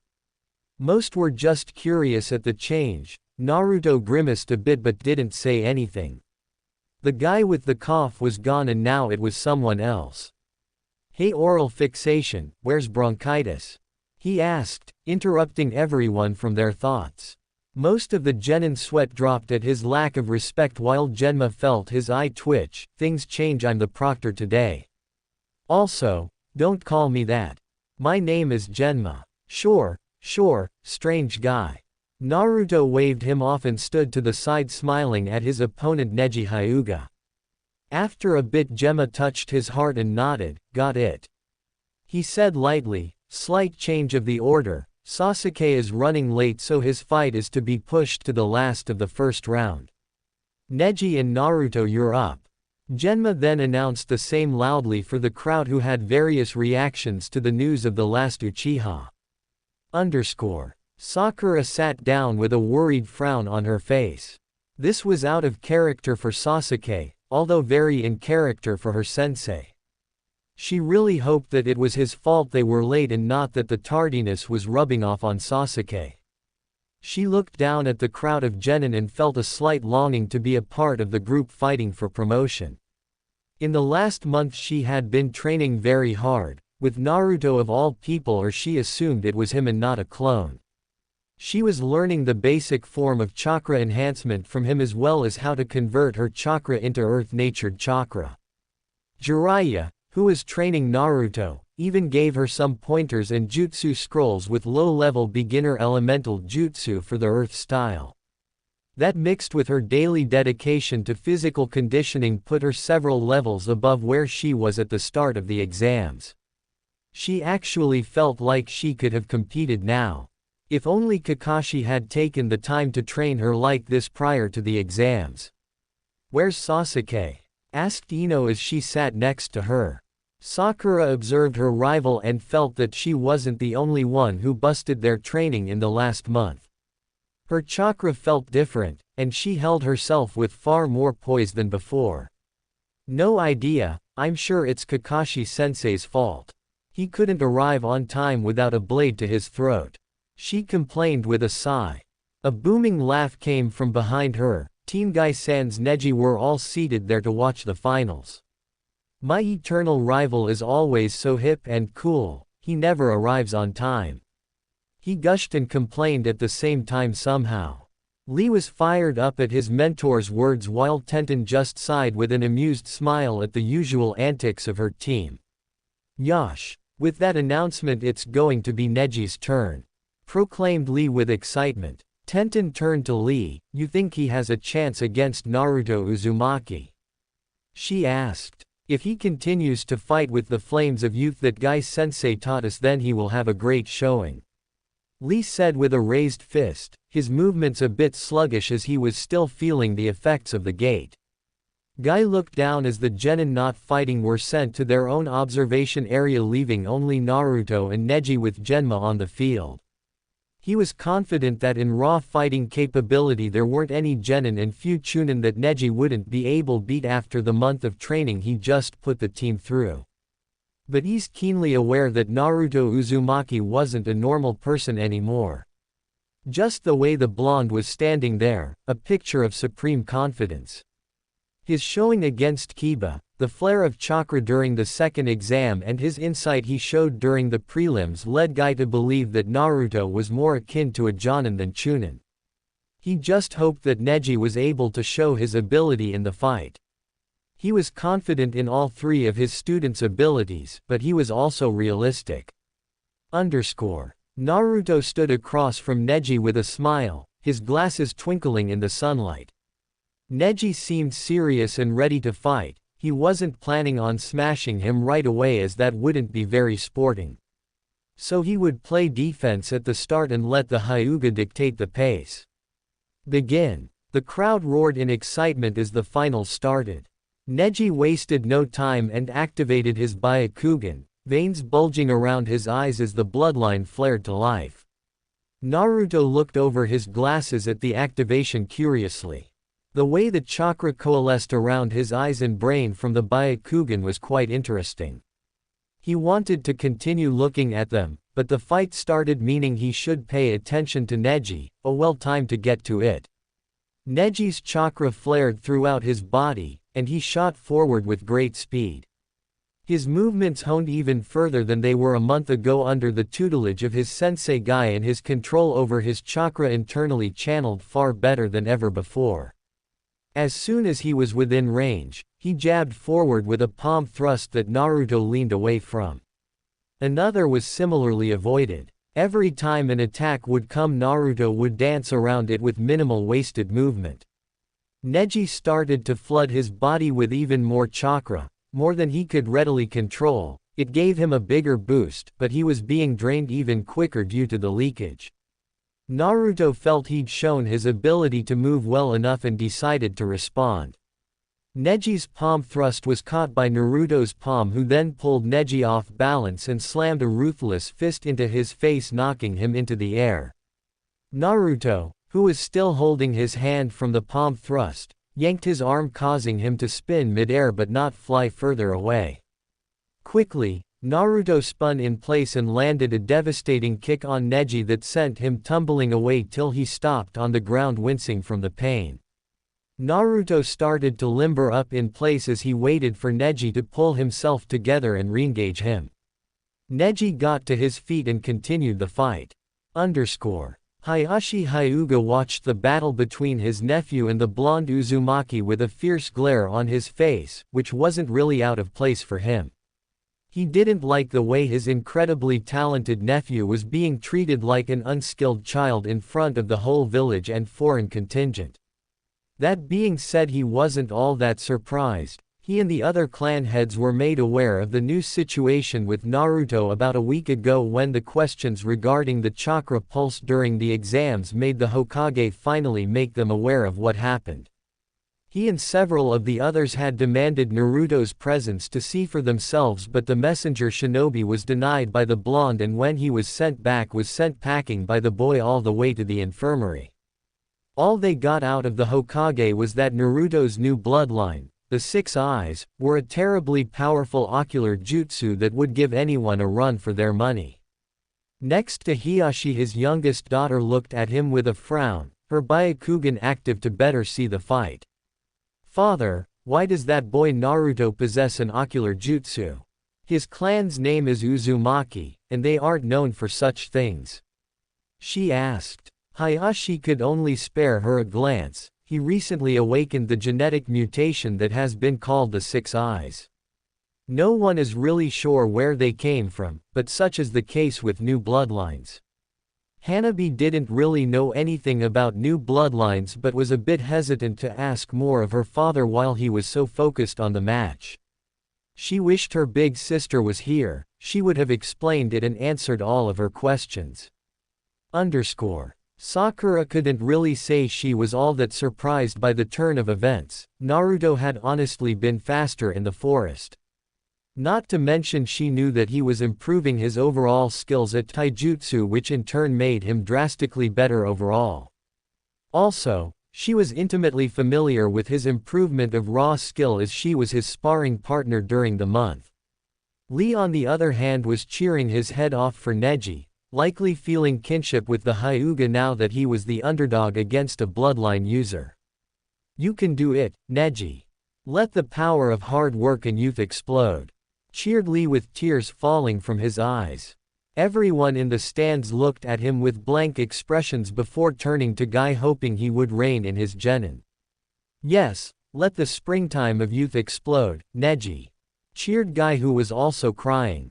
"What did I expect?" were the collective thoughts of everyone in the audience. Naruto was genuinely enjoying himself as he slapped away Neji's latest attack. His movements were impressive. Unfortunately, the fight had been going for a while and Neji hadn't really landed any attacks, so he knew that the crowd was getting bored.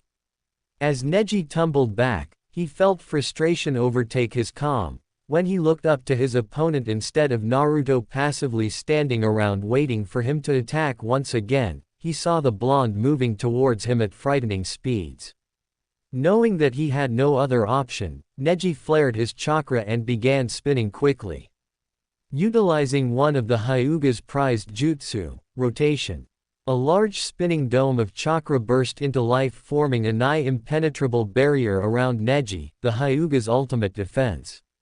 Naruto's eyes widened and his face lit up with a savage grin at the challenge.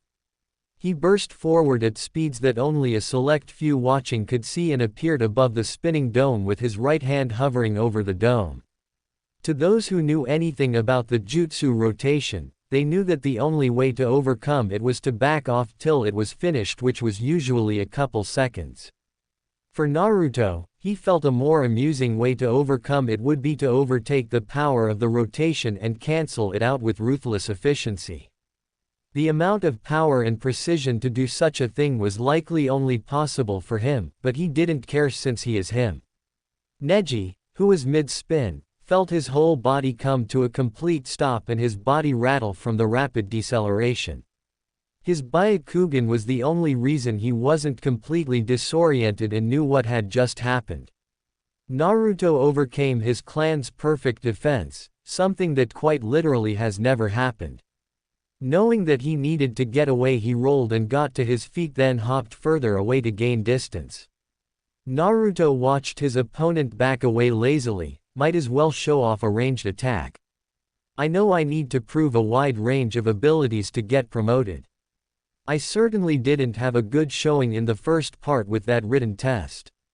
Thanks to the Rasengan, Naruto's idea of what was a potential jutsu was expanded and he had a whole month to experiment. For someone who could get the Rasengan down in a few minutes, that was plenty of time to try a variety of things. Thanks to Naruto's study into chakra and all sorts of theoretical chakra mechanics over the month, he learned all sorts of things. It is said that the tailed beast bomb, their strongest attack, is formed by a perfect ratio of positive and negative chakra hyper-condensed together. Yeah. Not exactly helpful outside of academic research for most, as it was practically impossible to separate chakra at that level for normal people. But Naruto has already proven he wasn't normal. Naruto raised a finger and a smile slowly spread across his face. By molding my chakra and forming it with primarily positive chakra, compacting it and coalescing it into a compact ball, I can make something quite powerful.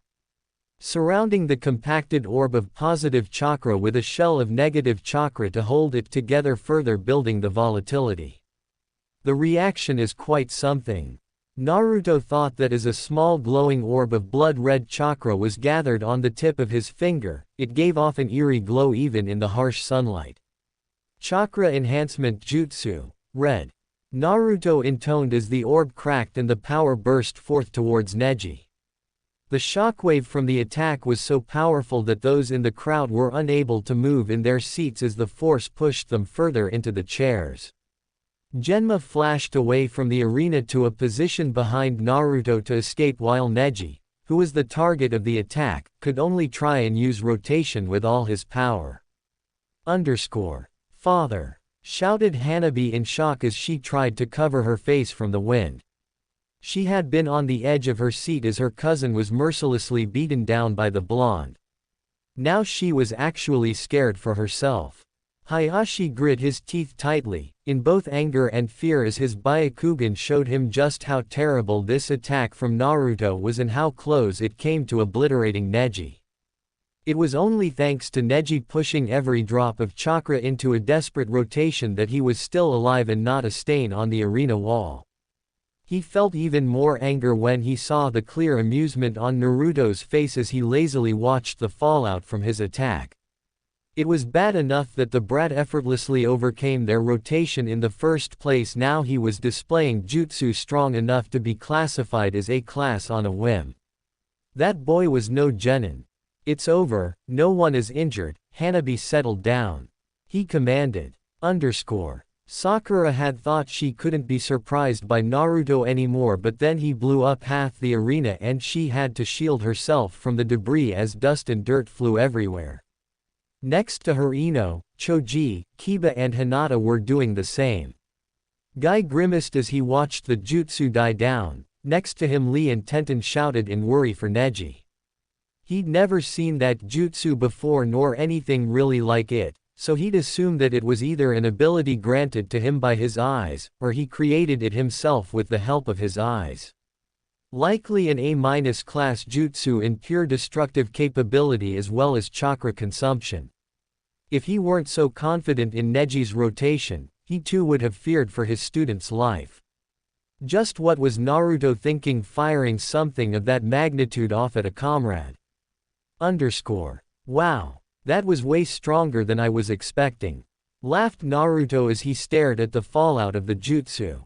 There was a large trench gouged into the earth in front of him all the way to the wall. The leaves on all the trees in the direction of the attack were blasted off and all the grass was torn up. In front of the wall, Neji was heavily panting inside a small circle where his rotation protected him from the blast. The wall itself had a large crater at the center with a large web of cracks spreading out dozens of meters. I didn't put my all into that, I could have made it much stronger. If I were to estimate, I'd say that was about 40% of the power I could safely put into red at this moment. I had a feeling that Neji would have been able to block that much with the remaining chakra in his system and his skill with rotation. Hopefully we both look good enough to pass with that.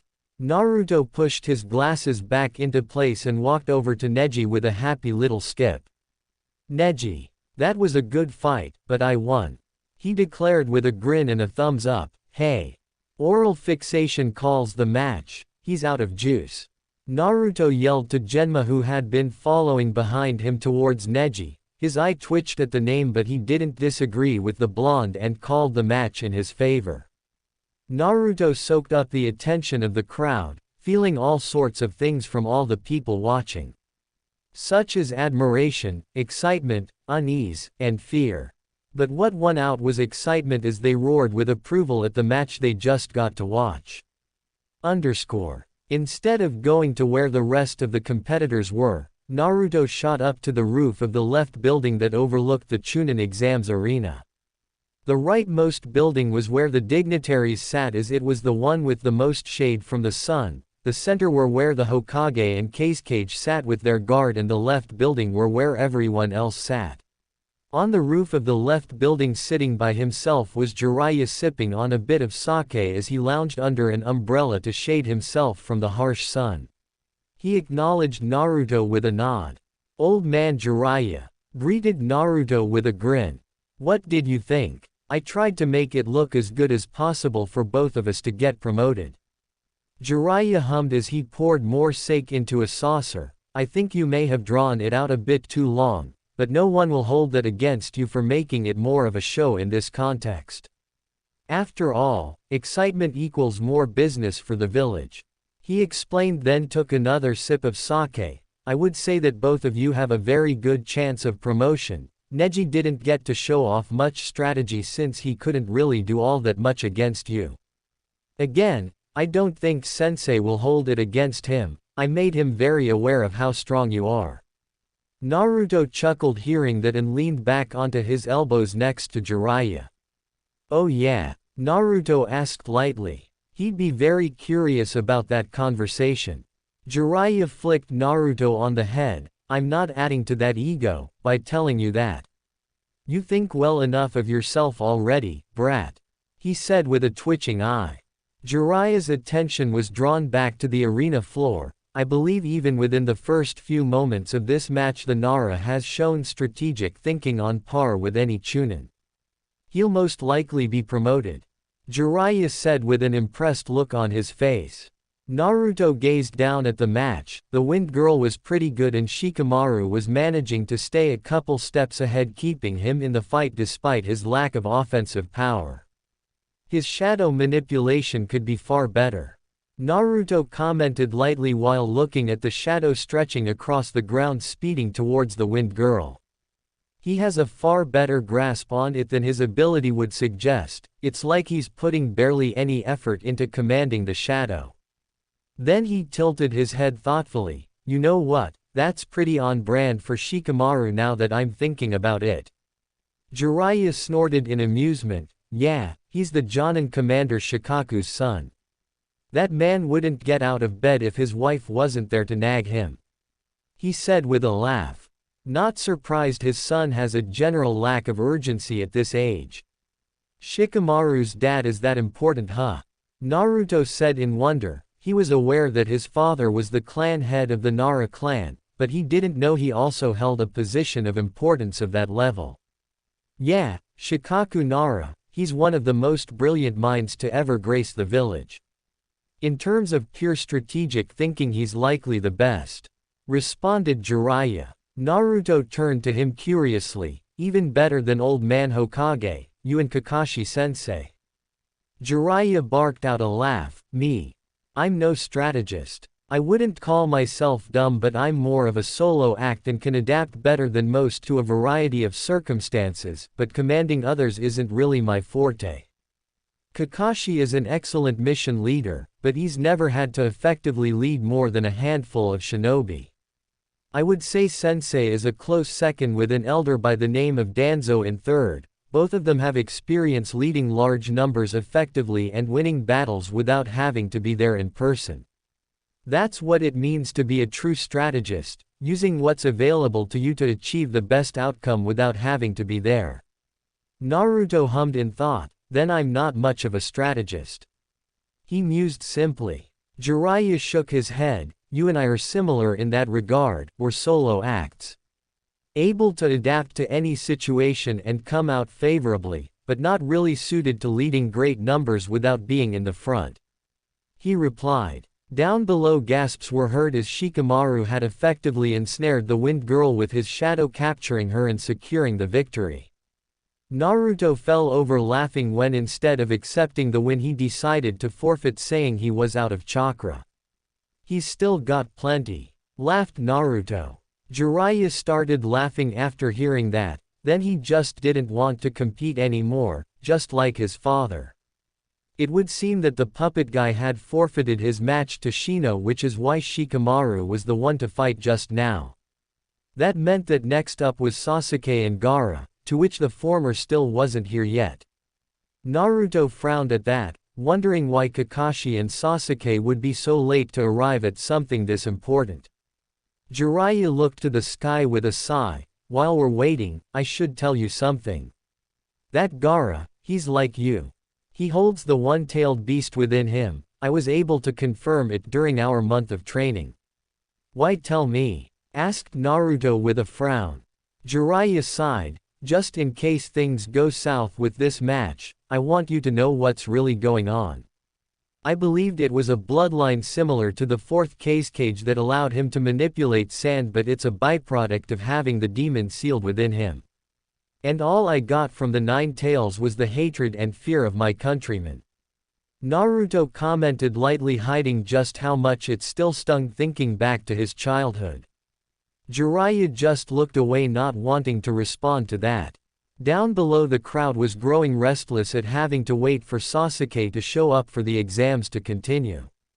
Naruto frowned as a thought occurred to him, his brain processing information at speeds unrivaled by anyone thanks to the six eyes. Why do you think the puppet guy surrendered without a fight? Naruto asked suddenly. It doesn't make sense, right? Sure, it's not a terribly great matchup for him, but he's still trying to be promoted here. Jiraiya looked over at him with a frown. Who knows, I've long given up trying to understand greenhorns. He said offhandedly. Naruto sat forward and leaned over his crisscrossed legs with a frown. Or, would it make sense to not want to show off his puppets in front of so many people? He mused. Exactly, he likely doesn't want to show his hand to everyone here. Replied Jiraiya with a disinterested hand wave.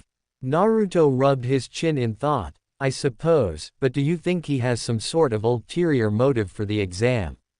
Wondered Naruto. The puppet kid? Jiraiya asked incredulously while pointing in the direction of said person lamely. Naruto glared at him. I see what you mean, you really aren't a great strategist, no. I mean the sand ninja, he is one of them if you haven't noticed. Naruto explained with an eye roll. Jiraiya frowned and turned his attention to his sensei as he sat speaking to the cage in their booth. There wasn't much to how they were interacting, and the cage had his face coverings on, so he wasn't really sure what was going on. Though he doubted it was much fun over there. Rasa isn't the type to wage war with the only ally he has. He said slowly, his tone becoming thoughtful. I don't think the Sand Village is in any place to wage war, they aren't exactly at full power these days. Naruto shrugged. If there was one thing he was still pretty ignorant about, it was the current situation of the world at large. His last month of learning helped him with the general information but not the latest stuff. With that in mind, he decided to differ from Jiraiya and lean back on his elbows. Still pretty odd, ya know. Genma was at the end of his rope. Between the constant stream of displeasure aimed at him from the crowd and the arguing from the shinobi side on whether or not to disqualify Sasuke Uchiha or not, he was about to decide himself and take the punishment. Somehow, as the face of the finals to the crowd, he was getting the feeling that they thought he was the person at fault here. Gaara was already standing at the ready. His gourd full of sand was already open and around him was a thin wispy cloud of sand that didn't really justify the danger of the boy's jutsu. He hoped that whoever faced him was up to the challenge, or they just had Naruto fight him, and would likely settle it without much issue. "Genma, we have given him as much time as possible, you may move on." Genma sighed as orders from up top came into his earpiece. It seems even the last Uchiha didn't have an infinitely long rope. Right as he was about to speak, a burst of smoke exploded next to him. The crowd gasped while he rolled his eyes. This had Kakashi written all over it. The smoke cleared to show Kakashi standing in the same laid-back manner while Sasuke was clearly ready to fight. Curiously, Sasuke's attire had changed into an all-black jumpsuit with white bandages around his left arm. Maybe Team 7 had a joint shopping trip to get new looks. "I really hope we're not too late," Kakashi asked worriedly with a nervous smile. Sasuke next to him bristled but didn't talk. Genma shook his head with an amused smile. "Right on time, I was about to disqualify you," he replied. The usually stoic Uchiha had a small smile on his face hearing he was still in it. Before anyone could add anything else, Naruto appeared next to them with a wave. "Yo, you're late, ya bastard," laughed Naruto as he moved forward. "I was sure that Kakashi-sensei's lateness rubbed off on you." The man in question let out an awkward chuckle while he rubbed his neck. Sasuke stared at him for a moment then smirked. "You won, right?" "Of course. Good, I'm excited to fight you." Kakashi walked forward and patted Naruto on the head. "Interesting new look, Naruto. Congratulations on winning, although I can't say I'm surprised," he said offhandedly. Naruto smiled at his sensei before turning over to Gaara. "Hey, Sandboy, I hope you give Sasuke a good challenge. Good luck, you two, put on a good show." He cheered before shooting off away from the arena grounds. Kakashi nodded to Sasuke. "Good luck, and remember what I told you," he said seriously with a look that he didn't let up until Sasuke nodded in return. Then he left in a swirl of leaves to the stands. Genma looked between the two genin with a small feeling of unease directed towards Gaara. The guy just gave off creepy vibes. His right hand slashed through the air. "Begin." Naruto landed up with Jiraiya and retook his position under the umbrella with a content smile. Sasuke became strong, he said suddenly. The movement of his chakra and the density of it has improved drastically from what it was last time I saw him a month ago. Kakashi isn't one to train in half measures. Jiraiya responded. He may seem lazy, but when he gets serious there are few that train as hard as he does. Just getting him to that point lately is tough from what I hear. Naruto snorted. Yeah, the guy didn't exactly train us into the ground. Down below, the fight began with Sasuke shooting forward at far faster speeds than what he was capable of before. To most he was a blur that was shooting in and out of Gaara's range to pepper him with testing blows. Sasuke tried all avenues of attack, shuriken, kunai, punches and kicks, and as he expected none of them broke through the sand. Gaara soon went on the offense and sent forward a wave of sand that Sasuke had sped away from with a body flicker lest he be crushed. As soon as Sasuke stopped moving, he shot a titanic fireball forward towards Gaara.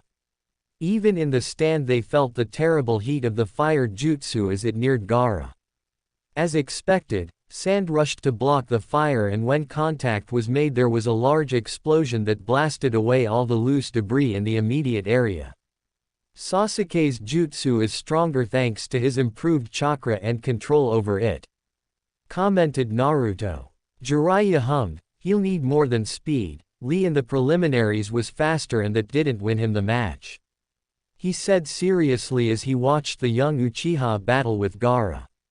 Sasuke flipped away from sand until he was halfway up the wall of the arena.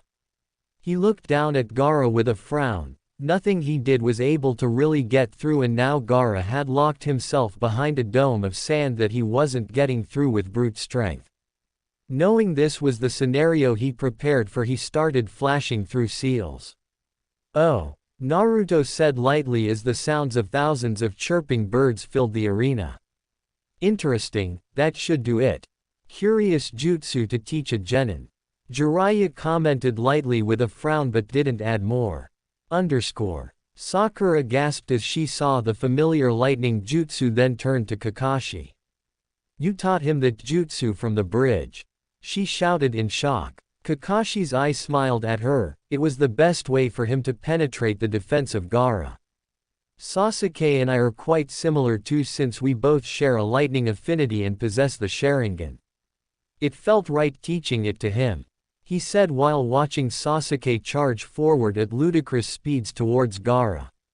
Lee in the seats next to them looked down with a frown. "It took a genius like Sasuke a month to catch up to my speeds," he whispered to himself. Guy narrowed his eyes at Kakashi as he stood to his feet. "After you gave me trouble for passing on the 8 gates formation. I didn't teach genin and assassination jutsu." He reprimanded Kakashi for his hypocrisy. Kakashi only narrowed his eyes in response as he continued to observe the fight. "I only really have one shot here. I need to make sure I make it count," Sasuke mentally screamed as he blitzed forward with lightning speeds and slammed his Chidori into the sand dome, causing a wave of lightning to blast out in a dome around the point of impact. The world froze for a moment before a terrible scream erupted from the sand dome. "My blood! This is my blood!" screamed Gaara as shock and pain overtook his mind. The sand dome exploded outward with spikes that forced Sasuke to jump away from. With his Sharingan he noticed that there was a strange thick chakra spreading outwards from the sand as the screams grew in volume. Then everything went to hell. Naruto looked down at Gaara with his glasses held in his hands, completely exposing his glowing eyes. The 6 eyes told him what was happening with perfect clarity. "He's leaking tailed beast chakra at very high levels," commented Naruto with a frown before he noticed a wave of chakra cover the entire arena all the way to him, making him feel drowsy for a moment. "Genjutsu," thought Naruto before breaking it. Jiraiya shot to his feet and not a moment later there was an explosion from the cage booth on the roof of the center building. "Maybe you were right," shouted Jiraiya before jumping off, but not before calling out to Naruto, "Deal with Gaara." Naruto turned back down to the field where Sasuke was being accosted by several sand ninja. He burst forward at top speed, slamming into one of them, smashing the guy into the ground with enough force to shatter all the bones in his body, turning the ground into a blood-filled crater. Naruto slowly stood to his feet and glanced at the remaining sand ninja, making them wary. He turned to Sasuke, "I'll deal with Gaara and these fools." "Get out of here," commanded Naruto, and to his complete shock Sasuke actually listened. Naruto was about to engage the sand ninja when a Senbon shot into the neck of the one on the left and Genma walked up next to him. "I'll take them, Gaara's all yours," said Genma with a grimace. Naruto assumed he didn't like leaving a genin to face someone like Gaara. Though, in the back of Naruto's head he didn't like the thought of fighting Gaara, but he pushed that away for now. Naruto nodded to Genma, then turned and shot over to Gaara. A Rasengan formed in his hand that grew to the size of a melon in a flash. The sand dome was no match for the jutsu and was blasted open, causing massive amounts of wind and sand to fly everywhere. Naruto wasted no time and shot his arm forward to drag Gaara out of the dome and threw him away. Gaara frantically got to his feet as sand was gathering all over his body, turning the right side of his body into a grotesque clawed sand arm. His face was taking on the appearance of the one tail as a single sandy tail waved behind him. "He's half possessed already. It would be trouble if he completely turned into the one tails in the center of the village." Which must be their plan. Naruto thought as he shot forward and re-engaged Gaara with ruthless attacks. Gaara, while empowered to levels that most Chunin and Jonin would be unable to overcome, was being taken to task by Naruto with ruthless efficiency. Gaara was unable to follow the blonde's rapid attacks and felt his body take substantial damage from each blow. If he didn't have the One-Tail's chakra healing him, he would have likely been killed already. Claw slash, diverted with a kick then followed up with an uppercut to the chest. Tail slam was caught and Gaara was sent crashing into the ground. Naruto ducked under another swipe from the massive claw and asked, I know I'm hurting him. I bet he's being healed by the One-Tails almost as fast as I'm injuring him. Which means I need to hurt him worse. He thought with a frown. Movement from his peripheral had Naruto jump back in time to dodge a blade of wind that shredded into the earth where he was just standing. Gaara's sensei and siblings arrived shortly after and landed around him protectively. Naruto grinned, after being so scared of him till now, all of you cowards think you'll protect him. I hate wishy-washy people like you, he said while pointing at them, his eyes glowing menacingly. Suppose I'll have to deal with all four of you, commented Naruto before moving to engage them. As soon as Sasuke's strike caused Gaara such terrible pain, the third Hokage Hiruzen Sarutobi was in a whirlwind of motion.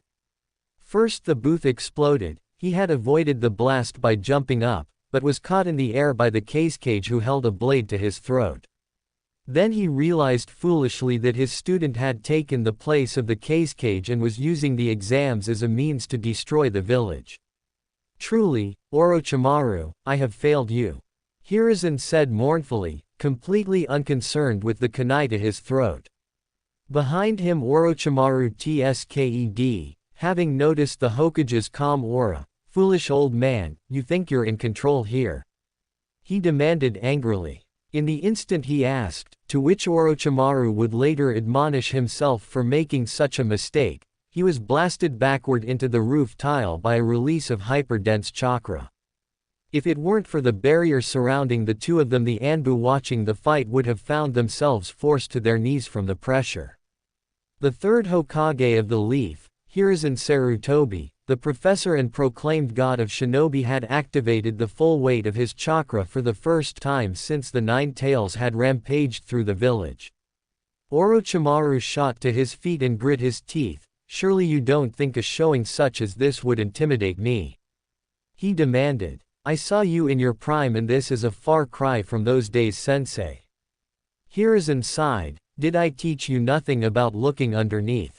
I may be old and have lost a step in terms of chakra capacity, but did you think I would allow myself to grow weak?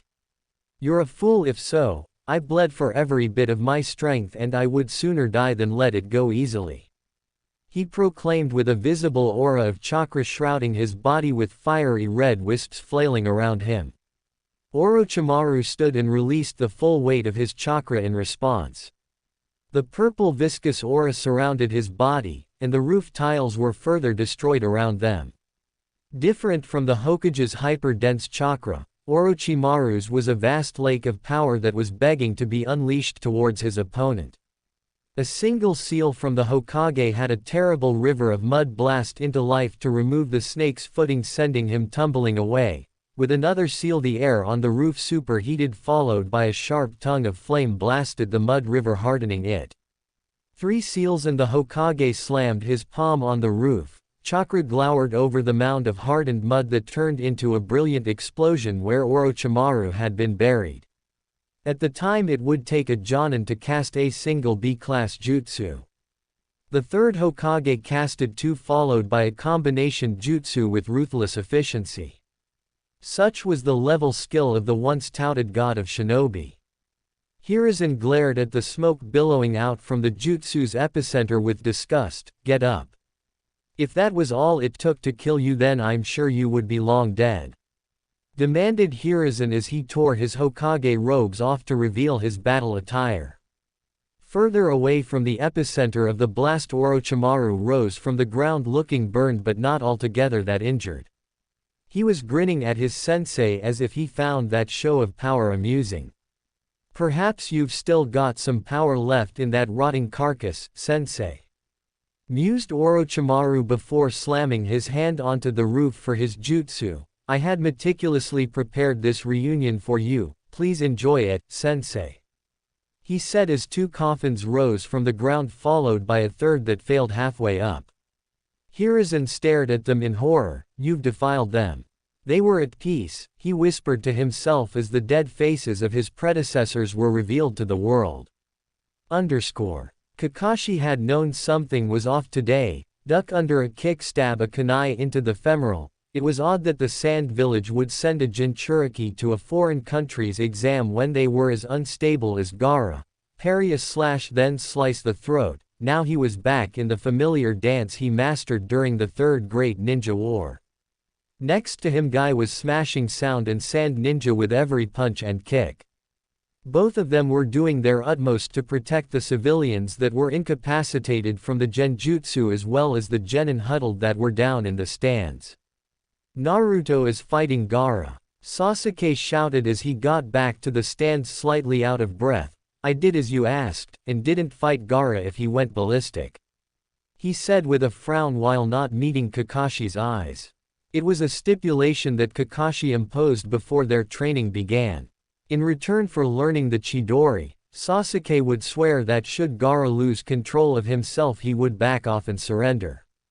Sasuke didn't really care about being promoted and just wanted to learn the jutsu, so he reluctantly agreed. Kakashi's eye smiled to his pupil. Good, he should wrap it up quickly. New mission for you and the others. It's A rank, I need you all to move to the academy and make sure that the students are evacuated. Sasuke, you're in charge, Shikamaru you're second. Sakura, Kiba and Shino will accompany you. Ordered Kakashi while killing yet another enemy. The academy is far enough into the village that it should be further from the main battle. They will be away from the worst of it and still doing a vital service protecting the young ones. That being said, there is no guarantee they all survive this. Though Kakashi grimly, he hated that his students were being put into a situation such as this, but it was the life of a ninja. He was doing the best he could to put them into a favorable situation. Sasuke stared at his sensei for a moment before giving him a nod, then he turned to the others. Let's go. He ordered before jumping off. Shikamaru followed him with incredible reluctance, while the others hurried to keep up. Guy looked to Lee and Tenten. Keep close, Lee, form a perimeter around the civilians and stop any who get past me and Kakashi. Tenten, long-range support. He ordered seriously, a far cry from his usual joyful personality. The two in question shot into action, showing their experience as genin. Kakashi put his back to Guy as Sound Ninja moved to surround them. This could get a bit difficult with all the civilians around. Be sure not to send them into the stands when you send them flying, Guy. It will be tough, but we can do it, Kakashi. Guy said firmly as he lowered his stance while staring at the ninja in front of him. An instant later and both shot into action, cutting and smashing their way through all the enemies. Naruto chuckled as he diverted a massive claw of sand into the ground, then kicked it directly into a puppet. He flooded his body and arms with chakra as he crashed into it, causing the puppet to be crushed under him in multiple pieces. In the distance, the puppet boy himself was smashed into the ground by his shadow clone. Naruto didn't have time to take in the victory as Gaara shot a blast of wind and sand pellets that he was forced to avoid. The area he and the puppet had been in was shredded by the attack. Naruto decided that the next problem to deal with now that the poisonous puppet was gone was the Jonin. He had been a nuisance with his attacks and hit-and-run maneuvers. It seemed none of these sand ninja were too keen to trade strikes with him. The Jonin was keeping his distance to fire off wind blades that would cut him in half had they landed. So Naruto turned and went after the wind girl, who was peppering him with powerful gusts to take him off balance. Her eyes widened, and she moved to run, but he caught up to her before she could take a second step. Naruto kicked her in the stomach, uppercut her falling head, grabbed her arm that was reflexively sent out to restore her falling balance, took it and turned then twisted it behind her back. Ruthless excitement filled him for the first time as he went to snap her arm. The girl let out a silent scream as he applied more and more pressure to the arm. And there he is, Naruto thought as an arm shrouded in wind was slashed at his neck from his right side. While the Jonin wouldn't rush to Gaara's defense, Naruto assumed that he would for the other two if he were going to kill them. And he was just proven right. Naruto's arm lashed out at blinding speeds, and with chakra coated and hardened around his hand to protect him from the wind blade, he grabbed Jonin's wrist. The shock on Jonin's visible eyes showed that he realized his mistake by rushing in. Naruto's face split into a grin and his 6 eyes glowed brighter. Baki, the Sand Jonin, was pulled forward by Naruto, and as he went to protect his face from the incoming punch, his stomach was kicked with force enough to cause him to vomit blood. Naruto didn't stop and released the wrist he was holding onto, then did a roundhouse kick into Baki's face as he was leaned over from the first kick. This isn't a very strong jutsu, but it should be enough in his current condition, thought Naruto as he pointed at Baki's body that was sent flying. Naruto formed a small spinning orb that was barely bigger than his finger. It was a mini Rasengan. While lower in power, it allowed Naruto to do something a bit different. He formed a protective coating of chakra, then blasted it forward similar to his red jutsu. Chakra technique, sinister spiraling shot. The flying Rasengan shot formed on Naruto's finger and shot towards Baki before he even landed from Naruto's roundhouse kick. Naruto watched as the projectile covered the distance and slammed into Baki's side, digging into his flesh like a superheated drill. An instant after hitting Baki, the jutsu destabilized then exploded. Naruto's 6 eyes observed the fallout of his jutsu in perfect detail. The jutsu didn't have the raw power of a Rasengan even by half, but it was incredibly fast to make and fire, so it was more than worth it. Baki was completely taken out of the fight, quickly losing consciousness from the pain and injuries. Barely 2 minutes after joining the battle, Baki, Temari, and Kankura were taken out. Naruto turned to Gaara, who was forming hand seals, seemingly unaffected by the defeat of his sensei and siblings.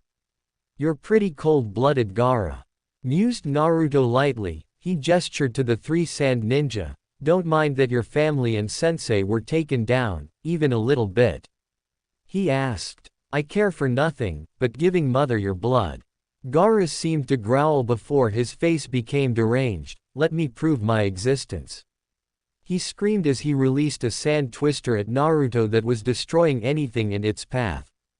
Since awakening the 6-eye, Naruto has felt content and confident in his abilities. He had an awareness of the world and chakra that filled him with a sense of self-assurance that he didn't really feel anything but amused by the people he came up against in the exams. For the first time since awakening his 6-eye, Naruto has felt something other than amusement while fighting someone. He wasn't scared, not in the slightest. No, he felt sad. Because Gaara shared a burden with him, they both held a beast within them, and neither of them asked for it. He wasn't dumb, well, not anymore. He knew now that people like him were treated like trash everywhere. They were feared and loathed for the burden they carried. Gaara was like him, similar ages and likely similar upbringings, but both arrived at different conclusions. Naruto had the Ichiraku family reach their hand out that night. That cold storming night when he was so very hungry, cold and lonely. Then old man Hokage came into his life, then Iruka, then Kakashi and his teammates. Naruto held out long enough to find hands reaching out, offering him warmth and hope for a better life. Gaara, despite having a family, seemingly did not. Naruto wasn't amused to fight him. No, he was sad that he was facing what he considered a brother. Not in blood but in burden. "I'll break through, Gaara," thought Naruto. It wasn't raining. It wasn't nighttime, nor was it all that cold. But Naruto felt that Gaara needed the warmth of an extended hand that wasn't scared of him. So he'd oblige. Naruto's thoughts happened in the moments between the sand twister arriving in front of him and Naruto disintegrating it with a pulse of hyper-dense chakra blasted from his palms. Similar to the gentle fist by hundreds of times stronger. He basically slapped the jutsu away. Deciding to go on the offense, Naruto shot forward and hooked a punch into Gaara's side, then did a rising kick to his chin, launching him into the air. Naruto jumped into the air to follow him, grabbed his leg, twisted sharply, and threw Gaara into the wall of the arena with full force. Gaara's face exploded into a silent scream as his beast's chakra flared, exploding into the air, saturating the arena in its evil.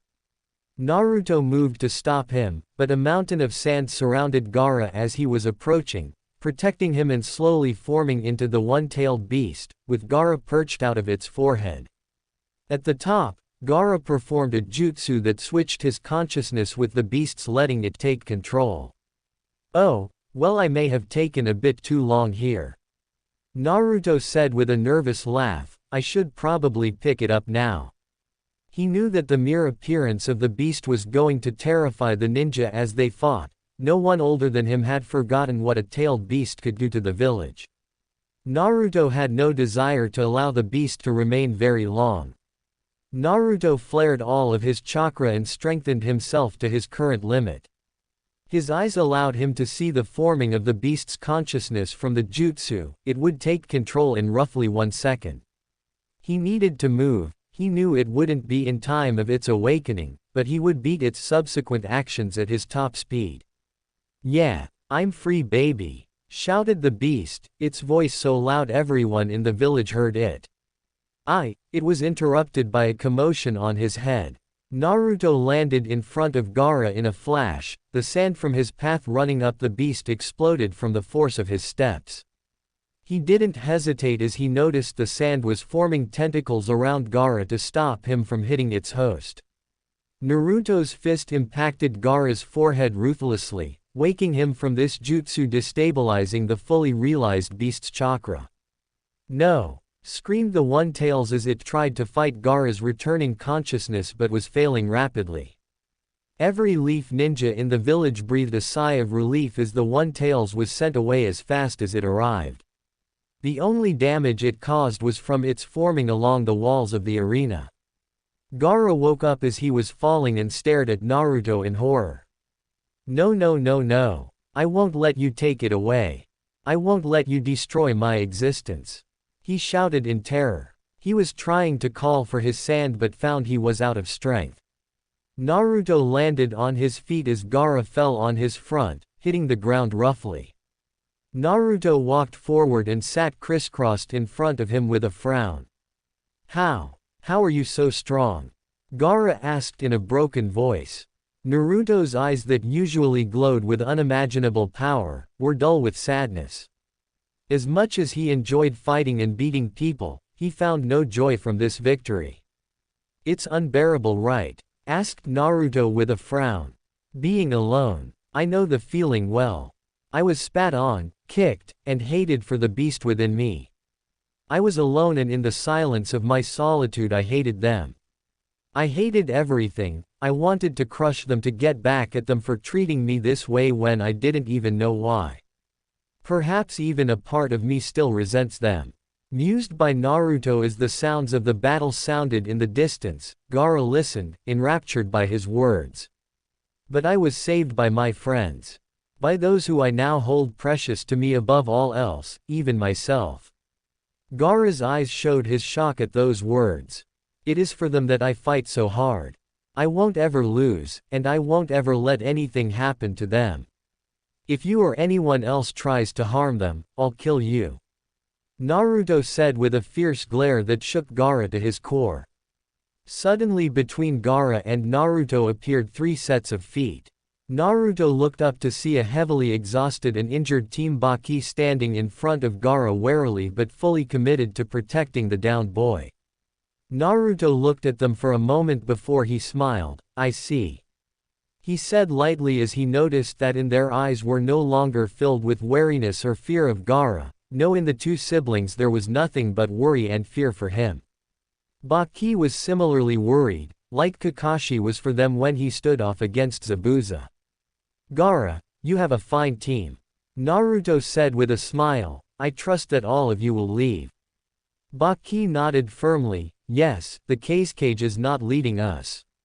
He said while pointing to the barrier where Orochimaru was visibly clashing with the third Hokage. I will be signaling the retreat, enough blood has been spilled over a vendetta that was not ours. Then go. Naruto said, but in the next moment the full weight of his chakra bared down on them, and his eyes glowed ominously, but know this, I will not hesitate should we face off like this again. He warned. Baki and the two standing siblings nodded silently, while Kankuro reached down to pick up Gaara. Gaara couldn't meet his gaze as he muttered something lowly to his team. It must have been out of character as all three of them turned to him in shock before speeding off leaving the battle. Naruto only smiled as he watched them leave. It was likely the wrong move in terms of politics, but he didn't much care about that stuff, nor would he really care what the higher-ups in the village thought. They treated him like trash for all of his life due to his status and lack of talent. He wasn't going to bend over backwards to please people like them now that they were interested in his newfound power. After all, he hated wishy-washy people like that. Oh well, time to go see if the old man needed any help. The Anbu Captain Tiger watched the battle between three Hokage and Orochimaru impassively, already resigned to the fact that between them was a barrier that they had no way to overcome. The battle was epic in proportions. The first Hokage's taijutsu and later wood-style jutsu were incredible to see in person, and he felt awe at the level he must have been at when he was alive if this was only a small portion of his actual strength. Then the second Hokage with water jutsu so superior to anything he's ever seen. They were monsters wearing human skin. But none of them more so than the third Hokage Hiruzen Sarutobi, who fought both of them and Orochimaru with only his faithful summoned Monkey King Enma by his side.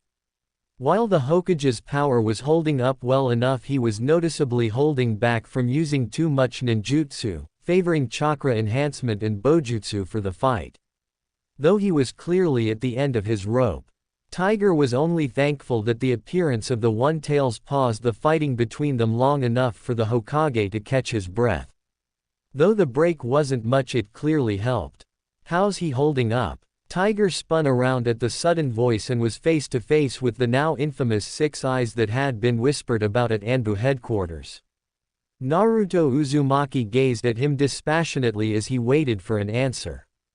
The battle is tough. He's favoring a direct approach to not exhaust his reserves, said Tiger as he turned back to the battle.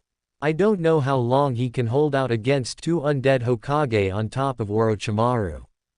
Naruto grimaced and turned to the barrier, or rather barrier as the four ninjas sustaining the barrier created one on either side of them. The barrier held properties of fire chakra in it as well as hyper-firm chakra walls. Likely anyone who physically touched the barrier would burn to death. Well, anyone that wasn't him. Naruto's Six Eyes allows him to perceive and understand chakra at a level that he could do things others only imagined. He was able to completely remove his elemental affinity from his chakra and master the highest form of shape manipulation in minutes. So with a solid coating of chakra around his body at an opposite ratio of what the barrier was, allowed him to simply walk through.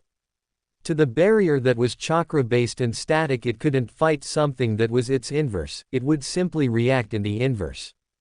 So instead of a fire barrier, Naruto was faced with an opening that molded around him like water as he passed through it. The four ninjas sustaining the barrier had to grit their teeth to fight the shock that was threatening to destabilize the barrier from his actions. Naruto stayed away from the fighting for now, waiting for his opening. It was a very fast-paced battle for now. Orochimaru was hanging back while the first and second Hokage were trying to bind the third. Right as the old man burned away the approaching tree roots, Naruto shot forward and nailed the second with a kick that launched him out of the recently made forest and moved to stand by the Hokage. It looked like you needed help, old man. Naruto said with a grin, These two aren't going to die or go away till Orochimaru releases the jutsu. I don't think we can disrupt this jutsu, perhaps seal it. He mused with a frown, his eyes picking apart the jutsu with hyper-efficiency. You shouldn't have come, Naruto. Hiruzen said with a tired sigh, seemingly resigned to the situation. The second Hokage's jutsu can only be cancelled by the caster or sealed. I only have one jutsu that fits the criteria in this situation.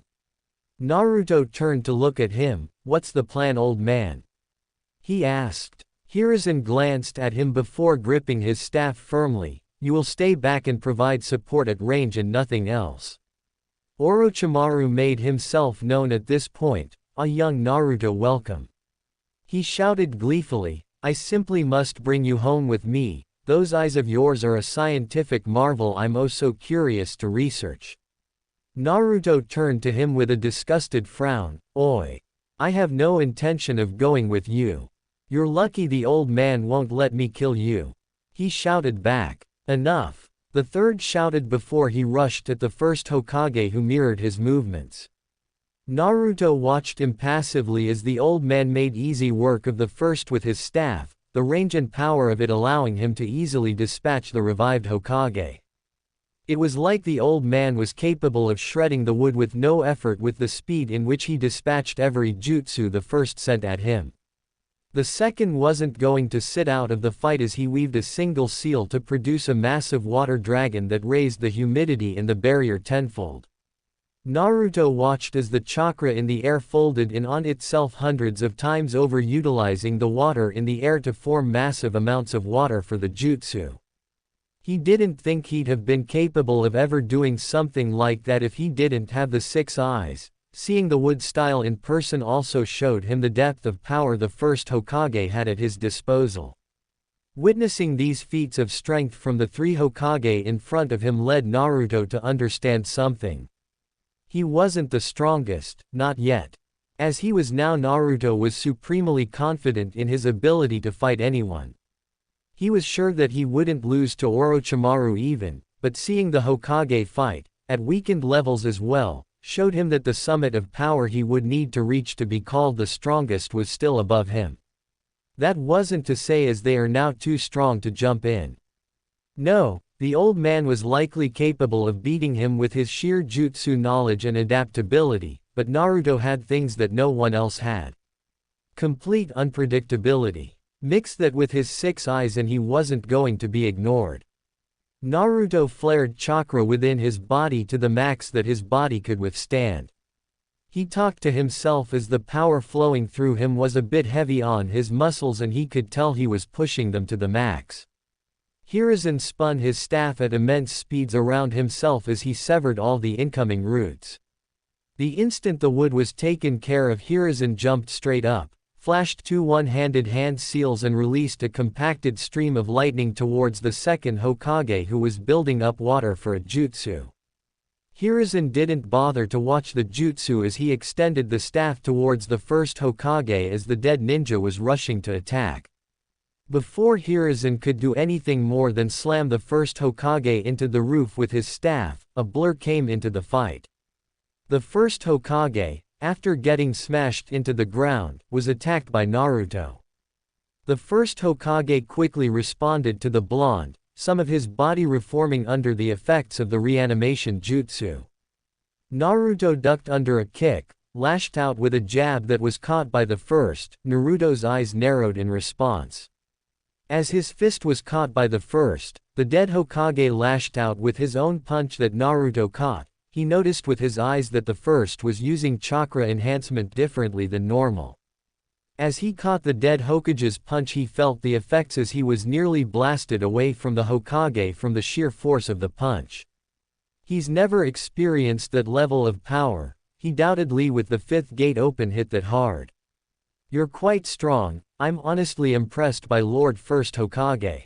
Naruto said with an honest smile on his face as he held the Hokage in place. Not going to talk? He asked when he noticed that the Hokage's face hadn't changed since he joined the fight. Naruto kicked the first off of him and quickly molded his chakra on the tip of his finger. I'll put even more behind this than last time. Naruto said with a grin as he formed a red on the tip of his finger, old man. He shouted in warning. As soon as Naruto saw Hiruzen blur towards him, he fired off his jutsu.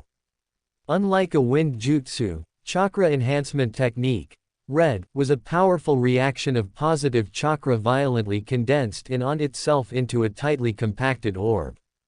The resulting fallout was a shockwave of pure force that the very air was displaced by. The force behind the jutsu was such that the ground rumbled even outside the barrier. He noticed that both Hokage tried to form barriers with their respective elements, but they were blasted away the moment the jutsu reached them. Naruto lowered his arm with a grin. Well, that was fun. He cheered with a grin as he turned to the third, but I don't think it really matters till we deal with Orochimaru.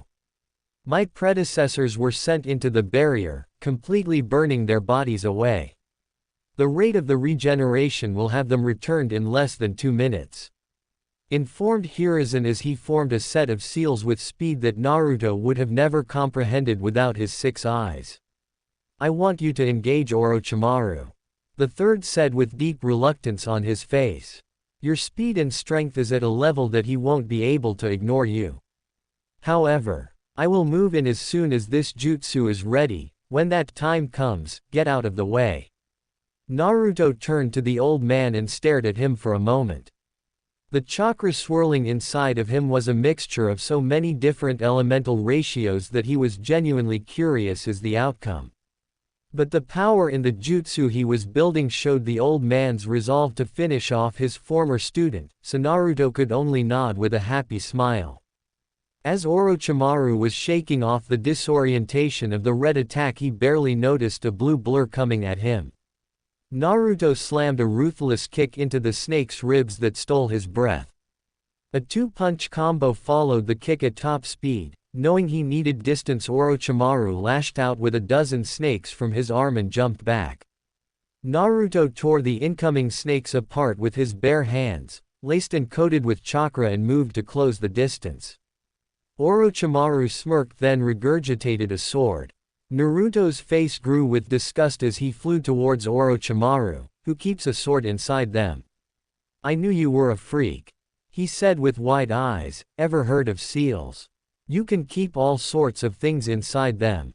Like a sword, and it's way less crazy than swallowing it. Wait, you're a sword swallower, aren't you? I can't say I'm surprised, and this explains your interest in Sasuke.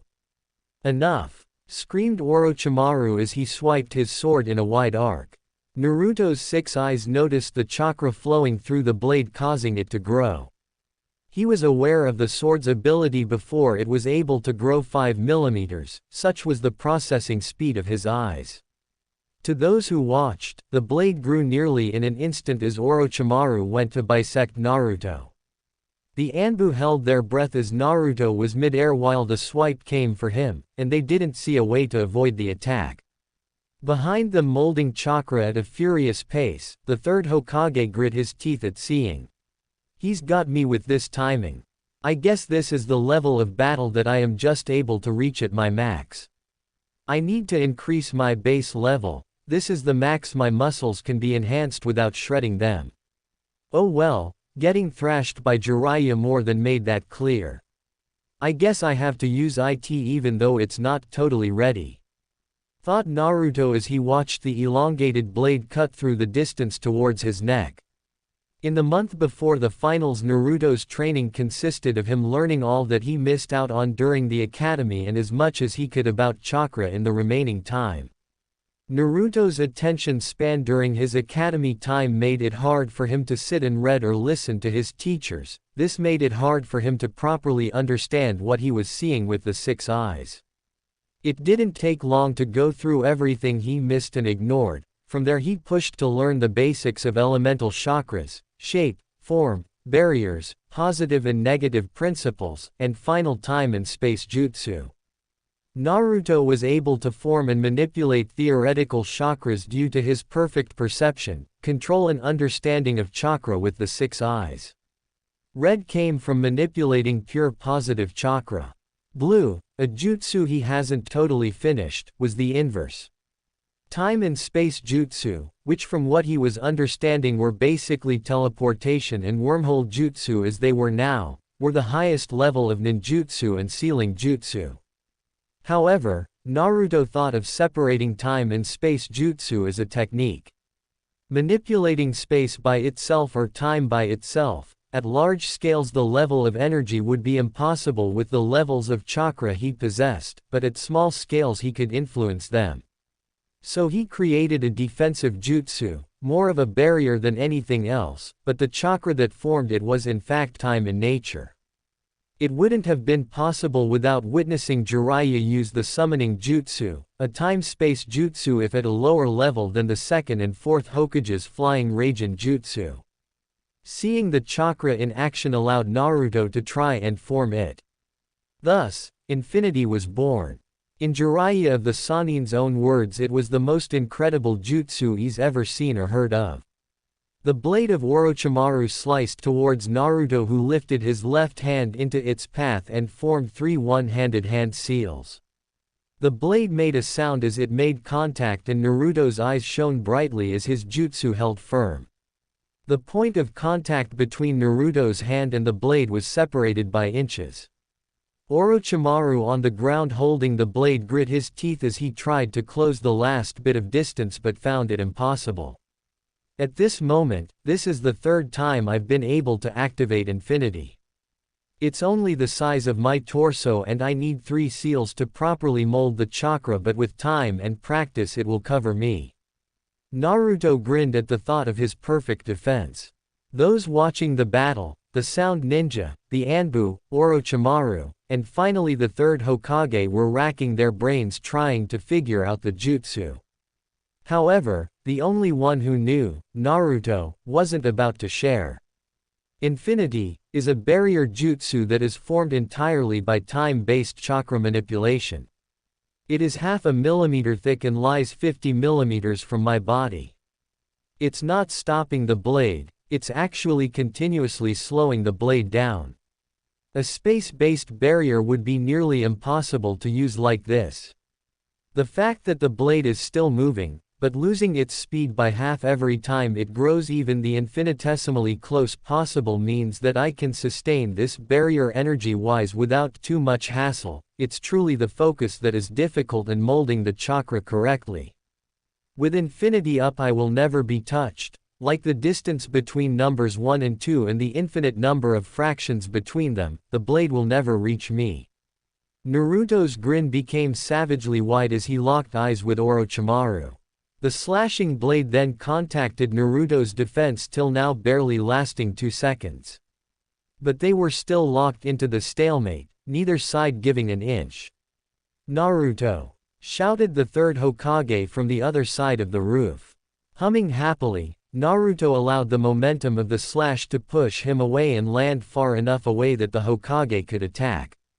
Orochimaru could only turn his head towards his former mentor as long-forgotten fear filled every cell in his body, because he recognized what was coming.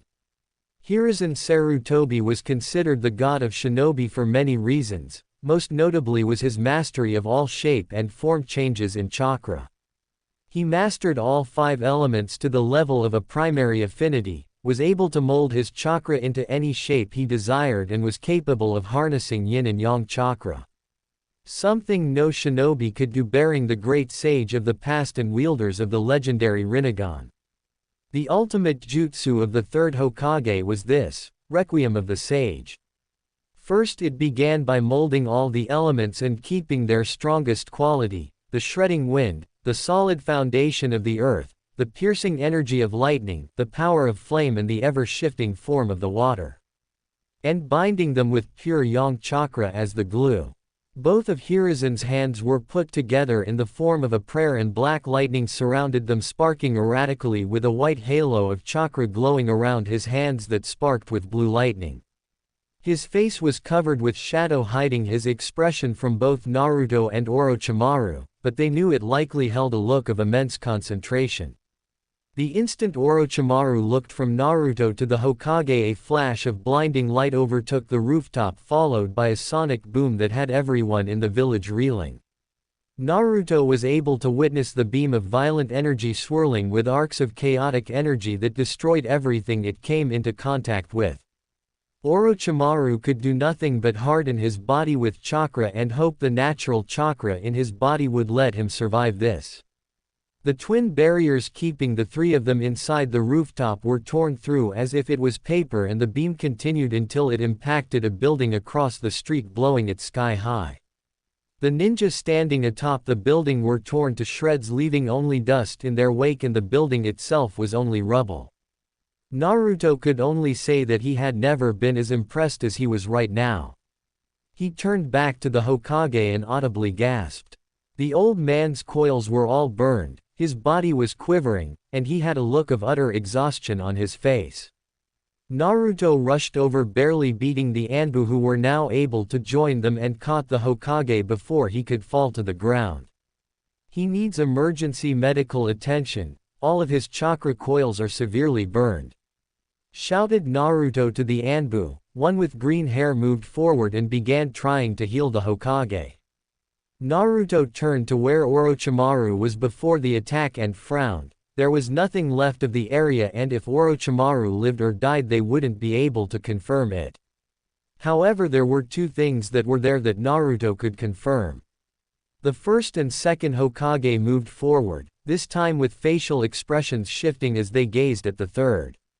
Naruto didn't feel any danger from them like before, but stood at the ready. The first noticed this and smiled at him gently. Please, young ninja, do not worry, we are not long for this world. The jutsu controlling us is breaking and we will soon be free.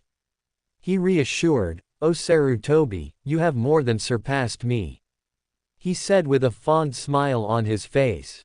The second Hokage kneeled to get a closer look. I believe he will survive, however his future ability to wield chakra is unknown. Find a replacement monkey, you've more than earned your rest, he commanded firmly, but his eyes held a softness that only a proud teacher could have. The old man will be fine, I'll make sure of it, declared Naruto with a fist held up in determination. If we can't heal him here, then I'll find someone who can, I swear. The brothers smiled fondly at the boy, the second looking at him closer. You have an interesting ocular ability, what is your name? He asked. My name is Naruto Uzumaki, wielder of the 6 eyes, and I'm going to be the strongest Hokage of them all, Naruto said while wearing a smile of supreme confidence. Both Hokage's figures began to crumble apart, and their souls broke away and started flying up into the air. They looked out at the remaining skirmishes throughout the village, the sand having left under Baki's command and most of the sound defeated and retreating. Both of them knew today was hard and filled with loss, but felt pride in the village they built and died for remaining strong so long after their passing. Then they looked down at the young Uzumaki who was watching them leave with his otherworldly eyes, and they knew that the future of the village would rest with him. Crazy as it may seem, they didn't feel all that hesitant about leaving the future of their village to a young boy like Naruto. So friends, this was episode 1 of this epic and emotional story. If you enjoyed it and want episode 2 soon, make sure to like, share, and subscribe to the channel.